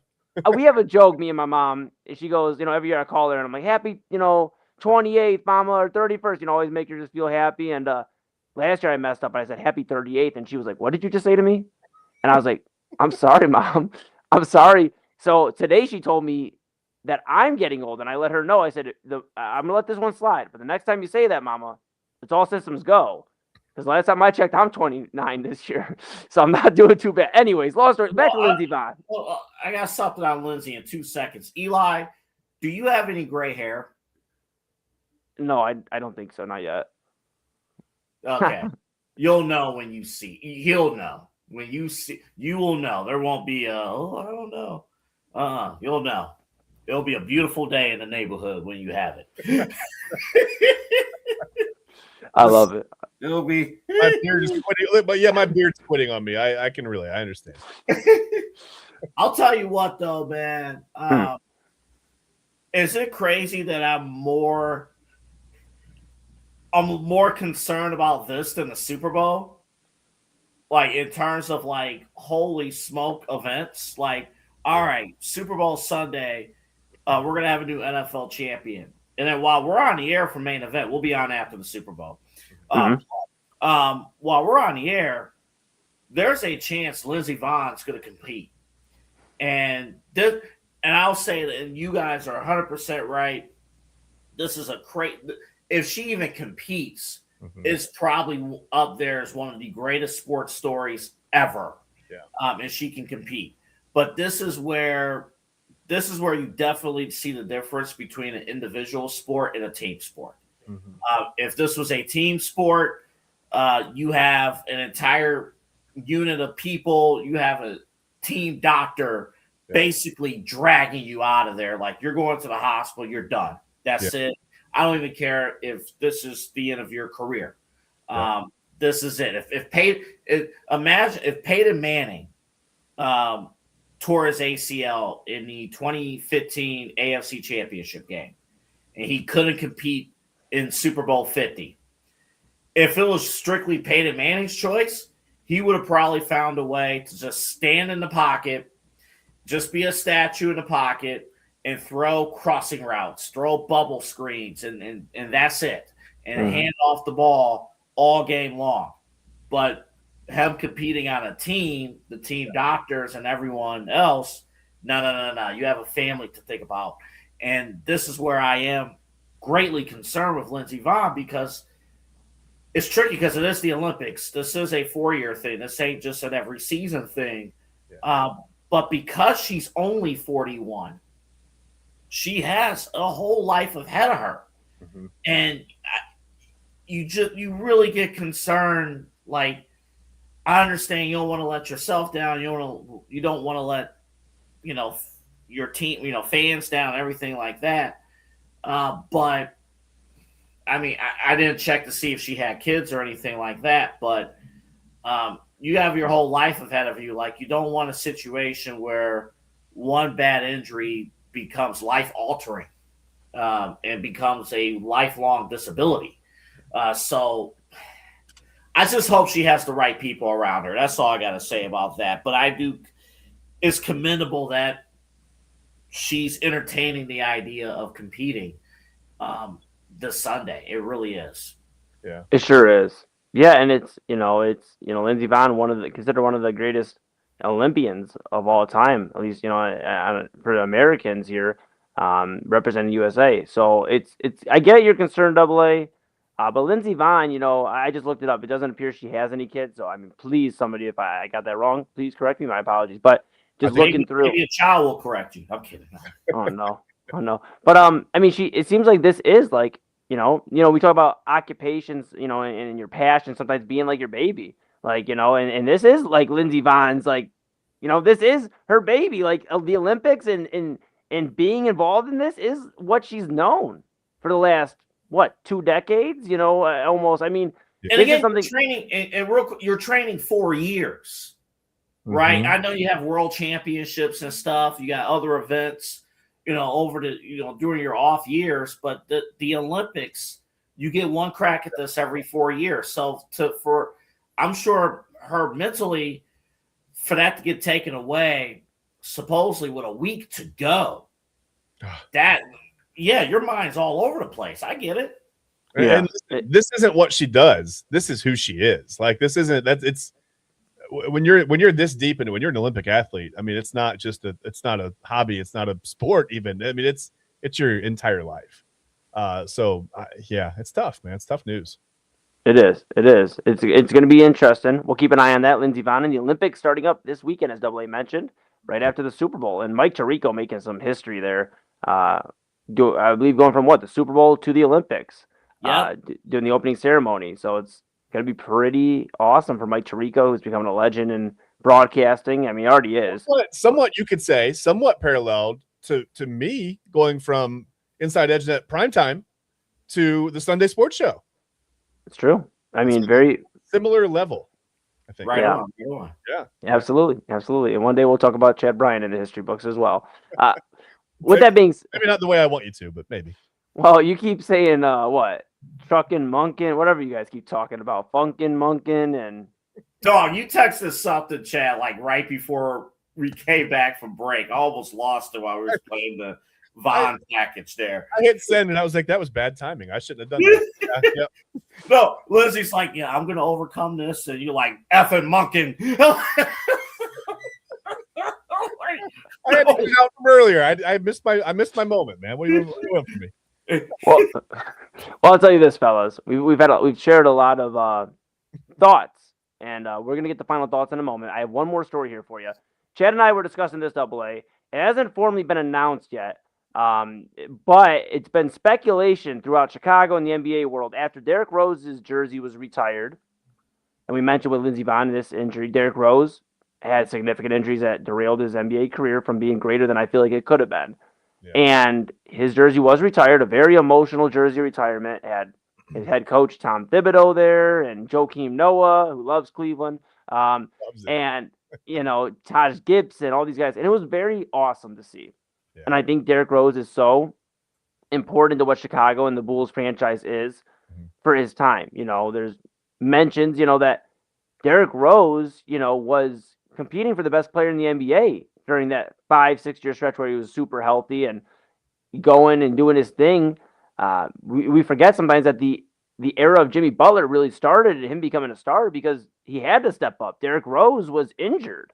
So you think about just having the conversation with Derrick Rose. Well, his jersey's retired. But it brought up a different conversation. Me and Chad were talking after we actually got off air yesterday on Primetime Double A, and we were so confused. We're reading around here.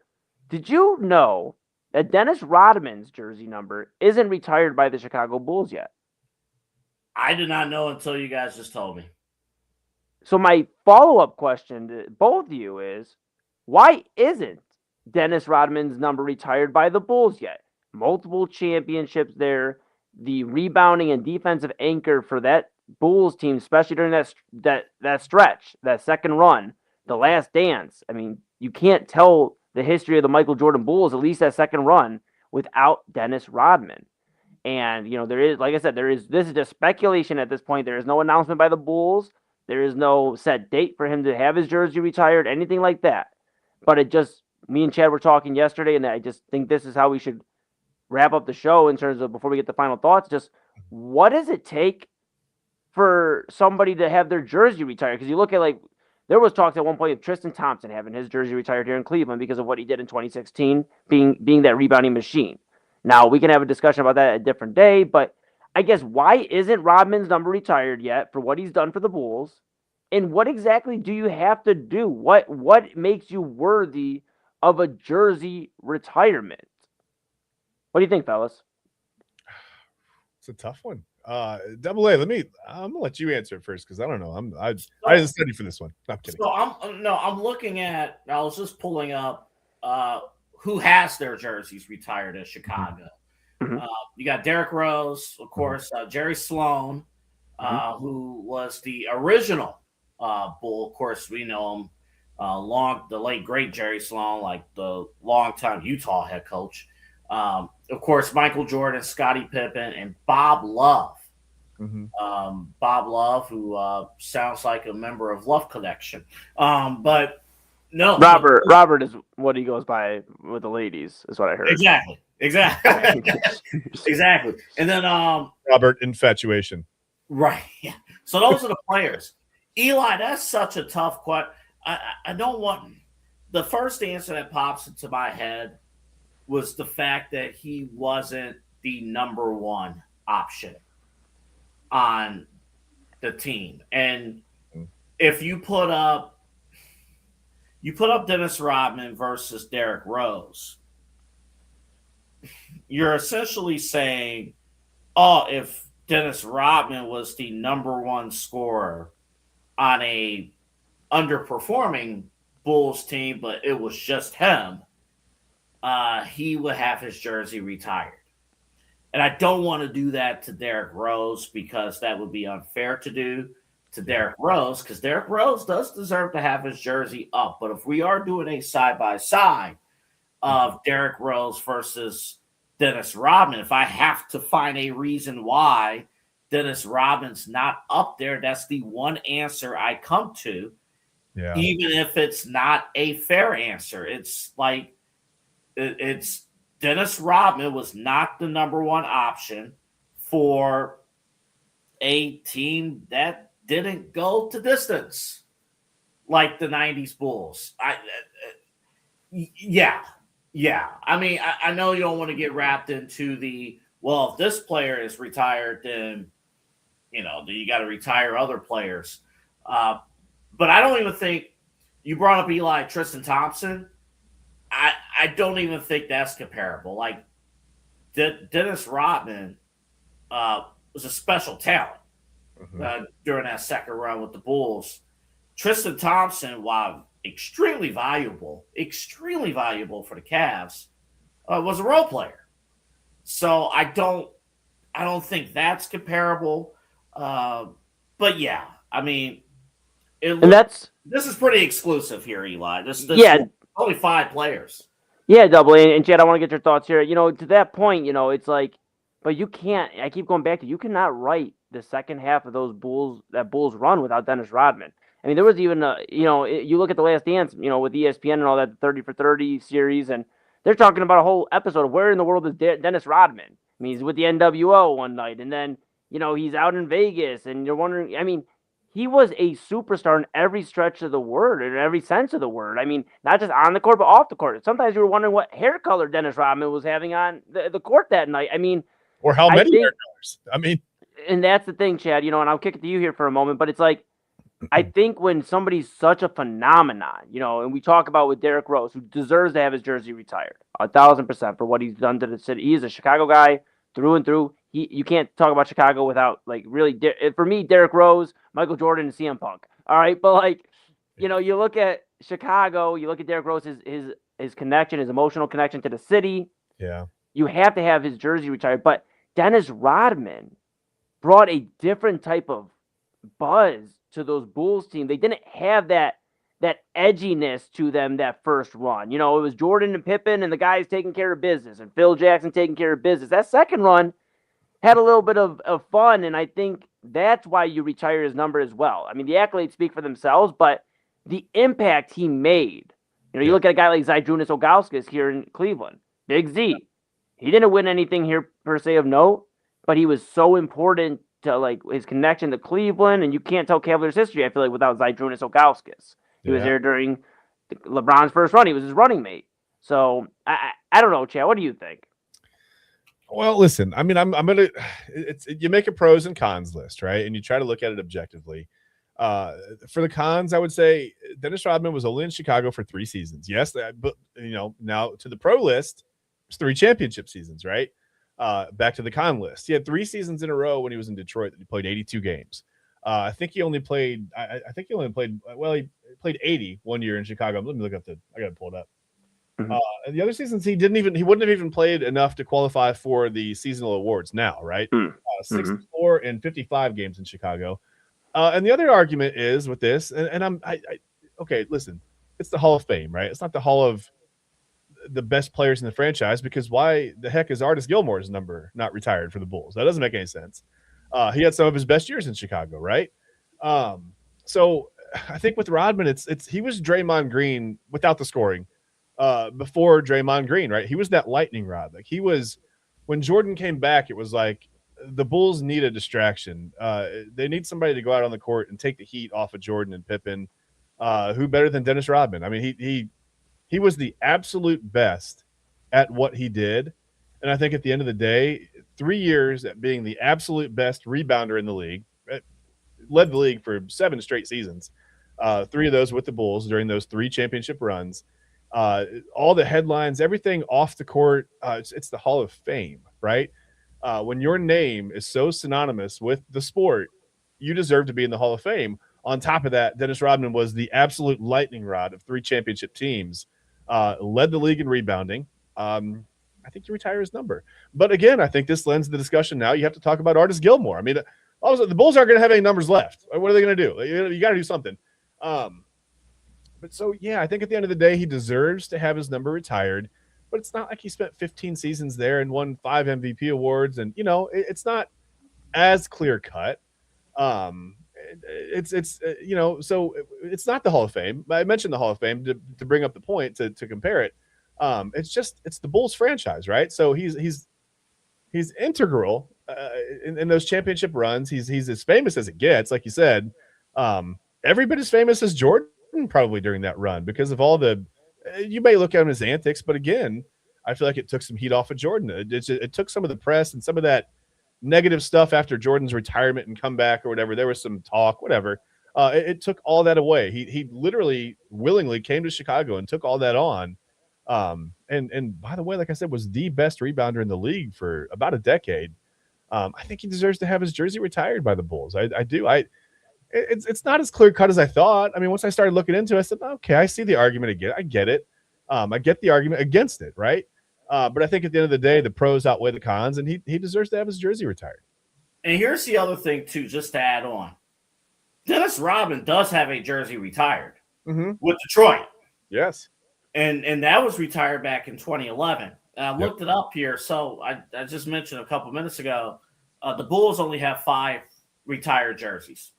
Detroit has 11. Okay. Now, to be fair, the Pistons have had more long, franchise success than the Bulls over time. So you got a ton of bad boy Pistons from the late 80s, which Dennis Rodman was a part of. Yep. And then also the mid-2000s with, Ben Wallace, Rip Hamilton, Chauncey Billups. I mean, honestly, you put that whole starting 5 2000s in there. But that's the point, though. I think everyone treats the Hall of Fame in the voting process differently, not to bring up a sore subject on the pro football side of things. Sorry, Bill. Where Robert Kraft also did not get in. All right, Robert. Yeah, right.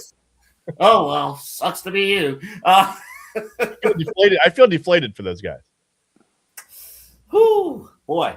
But yeah, I think team. Me too. That was better than the alternative. Trust me. That was me too. But yeah, I think teams do treat it differently though. Like, I think if you even look from the standpoint of telling the story of basketball, to my generation and Eli's generation, it's easier to talk about Dennis Rodman with the Bulls, with the antics, as opposed to Dennis Rodman with the Pistons, where he was a legitimate defensive threat, where he was just seemingly a normal guy. And that's where I would defer to Chad and, you watching those teams live. That's where I would defer to you with that. But, yeah, I think it's interesting, honestly, just how both of these teams approach jersey retirements. Detroit has no problem retiring role players. Yeah. As not just role players, but like other members of the starting lineup. You could have easily look on Detroit's list and just say, Isaiah Thomas. Isaiah Thomas and Chauncey Billups. Yeah. Ben Wallace, and that's it. But no, they have Joe Dumars in there. Chuck Daly. I know the Bulls have Phil Jackson too, but like again, Rip Hamilton, Bill Laimbeer, all these guys in there retired. The Bulls don't have that. It's literally just Michael Jordan, Scottie Pippen, and Derrick Rose. Yeah. So it's interesting. I mean, and that's where Eli, this gets into a lot of trouble because you don't want to put other Hall of Famers down. Yeah. You could easily do a tier list if you wanted to, but that would lead to another whole can of worms. It can be a slippery slope too. I mean, it really can, because if you retire Dennis Rodman's number, now you guys. I mean, and you talk about watching those teams live. Now you got to talk about Tony Kukoc. I mean, Tony Kukoc was an absolute monster in Chicago, and his impact was immediate, and it was evident right away. He was really, really good for the Bulls. He won the Sixth Man of the Year. I think he finished second another year. I think you've got to retire Tony Kukoc, and then where do you stop? Right? Like it's tough. Well, hold up, Chad. Let me ask you, where do you stop?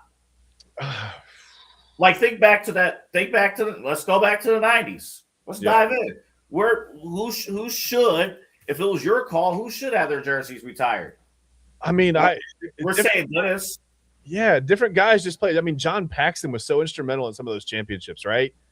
B.J. Armstrong was a great distributor. Craig Hodges was an excellent shooter. These guys, people say that Jordan didn't have what about Horace Grant, right? There was no supporting cast for Jordan. It was just all Jordan. Jordan dragged a bunch of bums. That is, I don't know. That is untrue. I mean, the Bulls had mega superstars. I mean, Horace Grant was amazing when he went to Orlando. I think he showed you what he could have been in Chicago without Jordan there, right? No fault to Jordan. Jordan was the clear guy back then. But Horace Grant was an amazing player. They had some really good centers. I don't think you could really make much of a case for Will Perdue, Bill Wennington, or Cartwright. I don't think, probably not retired number level of players, but I don't know. Would you make John Paxson hit a couple pretty big shots for the Bulls down the stretch, and even in the finals, right, to win one year? I don't know. I mean, it's a tough call. I think that for me, it would be probably just Jordan, Pippen, Rodman. Did Horace Grant do enough there? He was there for the first championship run, and then he left. I think he kind of left a bad taste in people's mouth because he left. Maybe that's the reason he hasn't had his number retired by the Bulls. I don't know. To me, I guess, it's Jordan, Pippen, Horace Grant, Tony Kukoc, Dennis Rodman are the guys that are at that level from that run, from those 90s teams or whatever. And then John Paxson is really, really close right there, I think. Like I said, some of those guys were fan favorites. People loved B.J. Armstrong. Craig Hodges, I think, won a couple of three-point contests. He was a great shooter. But did they do enough? Did they make enough of an impact on the court and off the court, socially, whatever? So it's a tough one. I don't know. And it's tough. Yeah. Even I was just looking up the Cavs, right? That's a tough conversation too, because I mean, the 2016 championship team, LeBron's still playing, and we would, yeah, right. But like Kyrie, I mean, Kyrie made the shot. He made the shot to win the championship, but he bounced. Afterwards, that's tough. But you look at Kyrie too. He was also here. He was like the first star the Cavs could look at after LeBron James had left. But the Cavs are an absolute albatross during those seasons. It's not like just taking them to the second round of the playoffs. I mean, right now we're upset because they can't get out of the second round. It wasn't like this the first time LeBron left. It was awful here. Remember? That's fair. I'm just saying, as far as like, to Double A's point about he did leave, he wanted out, but also there was a lot of stuff that the Cavs trying to openly trade him, and he found out about that and felt some type of way, just like Darius Garland probably would have felt some type of way if he didn't get traded to LA and this didn't happen by the deadline. So I think just remembering, I don't know, I guess I just look at it differently too. At least me, it's like, what did you mean to the franchise? It doesn't necessarily always mean winning. It does help that they won an NBA championship. So Kyrie, in my eyes, if the Cavs don't retire his number, it would be insane because he hit the shot, and he also was there for somebody, at least some reason, to turn on Cavaliers basketball. Sure, they may have got smoked by 30 back then, but at least you could watch Kyrie do some highlight reel things. When he went to the Rising Stars Challenge on All-Star Weekend, you had somebody you could be like, this is our guy. Someone said in the comments the other night on our show he was the most skilled player in Cavs franchise history, and I thought about it for a while afterwards, and I thought maybe he's right. I mean, it was amazing to watch Kyrie handle the ball. I mean, my goodness, he can handle the basketball. But you look at Kyrie, and then I'm sure Double A, to your point, Kevin Love. Kevin Love also in that. I think the Cavs one's different. I think those three have to. I mean, LeBron, Kyrie, Kevin Love have to be retired by the Cavs when it's time, number wise. And I think the only other one you could argue is like I said, Tristan Thompson and maybe J.R. Smith, just for the impact he had on the city. You want to talk about impacts on the city in a short time. If you retire J.R. Smith's jersey, it's just a shirtless picture up there. There's no jersey. It's a bottle of Hennessy. It's a bottle of Hennessy. Yeah. You just hang up the frame. I got my. Could it be a cup of soup? No, we can't do that. That's not fair. Yeah. I mean, I would. It's a crazy topic, guys, and I'm sure we could spend a lot more time. I think we should maybe dive a little bit deeper into this and have Double A back on here on an edition of Prime Time when he's not so busy again, and we can get him back on here. But I'm just thinking too, real quick. Mm-hmm. I'm not going to pull a Rob and extend this for another 30 minutes. Real quick, we looked out. It's 1 a.m. Okay, teacher at the end of class. Anybody have any questions? Me. But okay, Donovan Mitchell. Donovan Mitchell.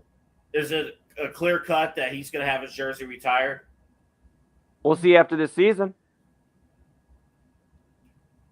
There's a lot of discussion. We're trying to win a championship this year right now, and there's a lot of.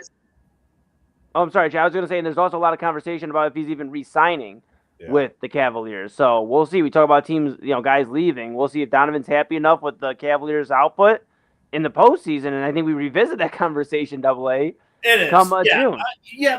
Because my last thought is to bring it back to the original topic of Dennis Rodman not having his jersey retired. I hate to do the comparison between Dennis Rodman's impact and leading to championships with the Bulls as a critical role player versus Derrick Rose, who only made the conference finals once with the Chicago Bulls, and he was loaded with injuries. But yes, he was the face of the Chicago Bulls franchise. So I don't want to push down Derrick Rose to prop up Dennis Rodman. Yeah. But that's the only conclusion I can come to. Yeah. It's a tough discussion. It's tough. It sure is. It sure is, fellas. And, that's what we're here for. We're here for the tough discussions here on the Inside Edge Network. And if you've tuned in so far, we are the Inside Edge Network, like I said, Inside Edge Prime Time here.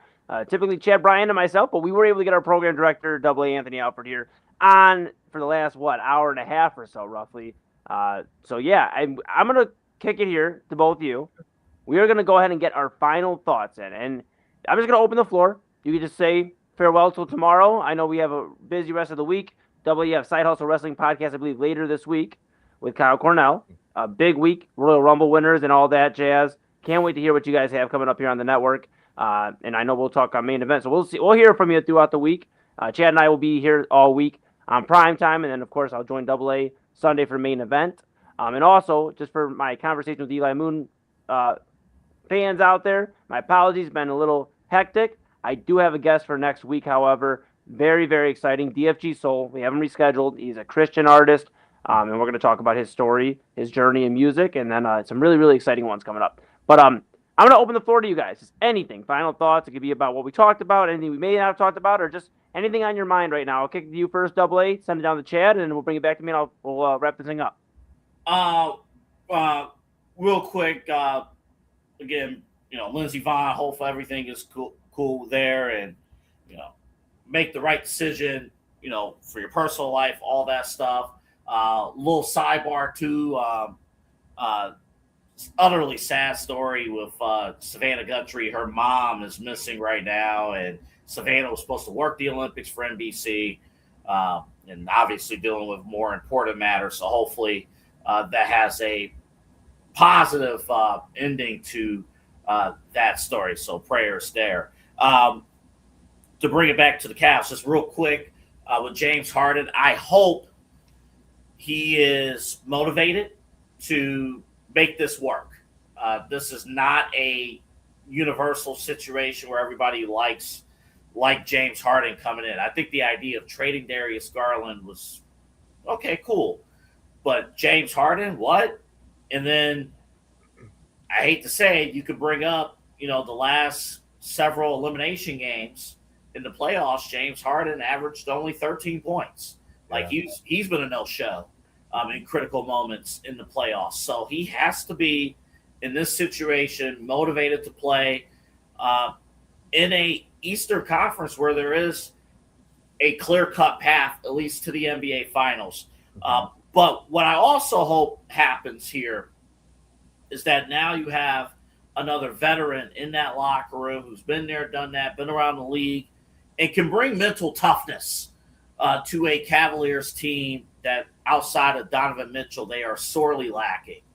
And I hope above, with nothing else, that happens, and we'll see where we can go. And hopefully when you guys are on the air tomorrow, there's another trade or two, and some big dude from Milwaukee is on the team now. I love it.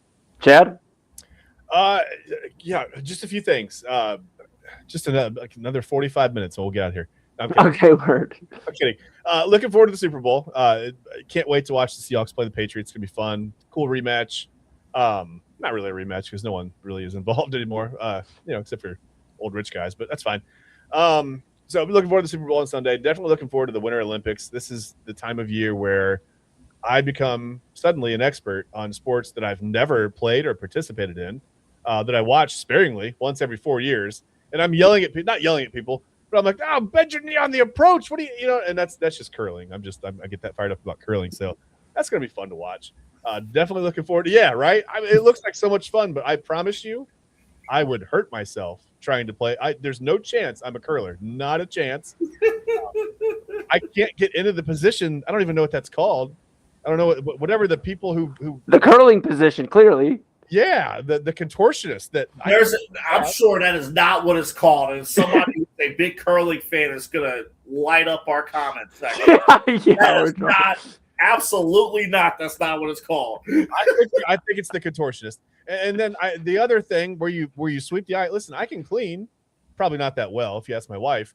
But I tried ice skating once in my life. I walked through the doors and I immediately understood that this was not for me. This is not an activity that I should be doing. So I tried to turn around and a bunch of people were flying onto the ice and I tried to waddle my way off and I didn't go down because I wouldn't be here to tell the story. If I went down, I would have died. So I got off the ice immediately. That's not for me. So I'm never going to be able to curl unless they find a way to not do that on ice. Maybe like socks on like a well-waxed wood floor. I could pull that off maybe. We could do that. And then the other thing is just one word. Giannis. That's all. Yes. That's it. I love it. Well, I think my final thoughts here, unless we have any pending, I definitely always checking his phone. He's like our chefter, so whenever he checks, it's like we got something possibly breaking news. Eli. He's like, how late am I up? Final thought. Yeah. I want you to look at what I just sent you and Chad. Uh-oh. Just look at the phone. All right. You're going to learn something today. Okay. Thank you, Double A. Yes, a curling team consists of 4 players: the lead, second, third, and skip. Where's the contortionist? Well, there's 8 positions in curling. We're talking about, so this is getting a little wild. The lead positions 1 and 2, second positions 3 and 4, third / the vice skip positions 5 and 6, and the skip positions 7 and 8. Why is there a third foot on that one? Oh, never mind. That's okay. No, that's not. Why are there 2 skips? The vice skip and this. We're gonna have to research. Chad, we're gonna have to be ready by Sunday. All right. Yeah, we need to know about curling, but yeah, for sure. Yeah. All right, everybody. We know what we got to do. My final thoughts are this. I had some thoughts about mental health on Sunday on main event. I'm gonna post a clip, and we're gonna probably put it out on Inside Edge Network. I'd like to put it out on the YouTube if we can, maybe just a short form video. We've had some really important stuff from just what's going on in the world. Robert Zicky's touched on AA, shared some great stuff. I talked about mental health and my struggles with OCD that I was diagnosed with as a young teenager, and it's real tough to get through. But I talked about it for about 5 to 6, I don't know, I guess 10 minutes. And so I'm going to share that on my social. So I am at the Man They Call Moon. I'll share that everywhere. I think, like I said, we're going to try to get that up in the Inside Edge Network. I know a few guys that work at the top of the network, so I should be able to see what we can do there. But yeah, with that being said, I just think it's so important to take care of your mental health in a world that is so tough, and just morally, it seems like every day it's just, I mean, people are just more and more doing the wrong thing. It's tough to see that as somebody that struggles already with their own mental health. So I think just for all those out there, just continue to love not only everybody around you, your family, your friends, your bros, and everybody, your sports teams, but also love yourself. And that's something I'm working on. So just continue to love yourself and love everybody around you. Me and Chad have talked about it on this show on primetime that, you know, cabin fever right now, especially with the winter storms and snow and everything here in Ohio, you feel like you're going crazy. There's times I step out and it's just for a cup of coffee at my aunt's house next door. And then, you know, today I went out and got some tacos over at Perro Tavern. So if you're listening to Perro Tavern and you want to be a sponsor of the Inside Edge Network, you know, those tacos are amazing. But we'll be there. Yeah, absolutely. Tacos are amazing. I love food, so yeah. And so shout out my guy King Grimm, who was on Real Talk with Papa Moon a few weeks ago. He came and got me out of the house, and we went and got some tacos. I think it's just important to do the things that maybe you wouldn't always be like, I got to go out and get out. Just embrace going to the grocery store. Embrace going just to do the things just to get out of the house, because pretty soon it will be spring. It will be summer. I know Puxtawny Phil kind of punked us all and saw his shadow, but Buckeye Chuck. I said Chuck-eye Buck. Buckeye Chuck. You acted like a Chuck-eye. Buckeye Chuck, he saw an early spring for Ohio, so we might have one here. But long story short, just love everybody, man, and love yourself. I'm going to continue to be open about it here on the network as I go through my journey of trying to really find that love for myself again. Like I love every single one of you out there watching. Have love for these guys out here, just rocking with me for 3 hours and almost 40 minutes. So blessed, and I think that's it, fellas. I think that's going to put a bow on this thing. I got to show you one image before we sign off. Yeah, please do. Oh my God. You got to have a lot of stones to be a contortionist. I'm telling you right now. Wait. The hog line? The huck? I don't. So that's where the monking happens. That's the hog. So if you do the monking, you got to get it in the house. So you got the house that gets you a point, but then you got the T line. Yeah. So stones before the hog line are invalid. It should be removed. You don't want to get the stones before the hog line. I'm telling you that right now. Do you think that's where Jim Schwartz went wrong? Maybe he just didn't release it before the hog line? He tried to establish his dominance in the hog line and got dealt with. All right, let's send this thing home. Yeah, for everybody out there watching, we're sorry. Thank you so much for rocking out with us all evening here into your Wednesday, which means Chad and I will be with you here in about 22 hours. And with that being said, thanks to AA Anthony Alford, our program director for the Inside Edge Network, for joining us for the last hour and a half, going over, about 2 hours now, going over Cavs reaction with the trade with Harden, the Browns, and Todd Monken visiting and meeting the Cleveland media today, and just talking about what we talked about with Lindsey Vonn and jersey retirements and all that. Again, we give AA his flowers on Sunday, but I just want to let everybody know that this network is literally started by Pete and Double A. Pete, you saw in the video on Sunday, and they gave us an opportunity here to continue to just talk to everybody out there every single day, every single night. Whenever we want to go on live, Double A is never going to really turn us away from going live unless we have like a crazy idea and we're going to talk about curling for 5 hours that we maybe haven't studied up on. But, with that being said, oh my goodness. You don't see the rules? I want a breakdown tomorrow on curling. We got you. We're going to study that. But truly, honestly, we are blessed to have Double A and Pete believing in us. We're blessed for all you out there believing in us. You've stayed with us dang near the entire show. Viewership hasn't gone down. In fact, it's gone up. So if you enjoyed what you heard, tell a friend, tell a family member, tell them, hey, you got to go subscribe or follow Inside Edge Network, at least on one of the socials. We're on all of them, Inside Edge Net, TikTok, Twitter, IG, YouTube, and Facebook. So just go ahead, whatever your favorite one is, we'll start with that for now, and we'll go from there. But lock in so that we can keep giving you the information and be your source for sports, entertainment, mental health, and everything in between. Got a lot of great stuff coming up, especially as the weather breaks. We are going to start stepping outside and meeting the community, not only here in Ohio, but maybe in a state near you, maybe soon in the future. So obviously we are continuing to grow. So we appreciate your support, and that's really all I got. So for Double A Anthony Alford on my far right, your far left, for Chad Bryan in the middle, I am Eli Moon. This was a special edition of Inside Edge Primetime here on the Inside Edge Network. We will be back tomorrow, Wednesday. We got a lot to talk about, probably a lot of trade discussion. But until then, for everybody here on the Inside Edge Network, we love you, Inside Edge Network family. And we'll see you tomorrow for Inside Edge Primetime.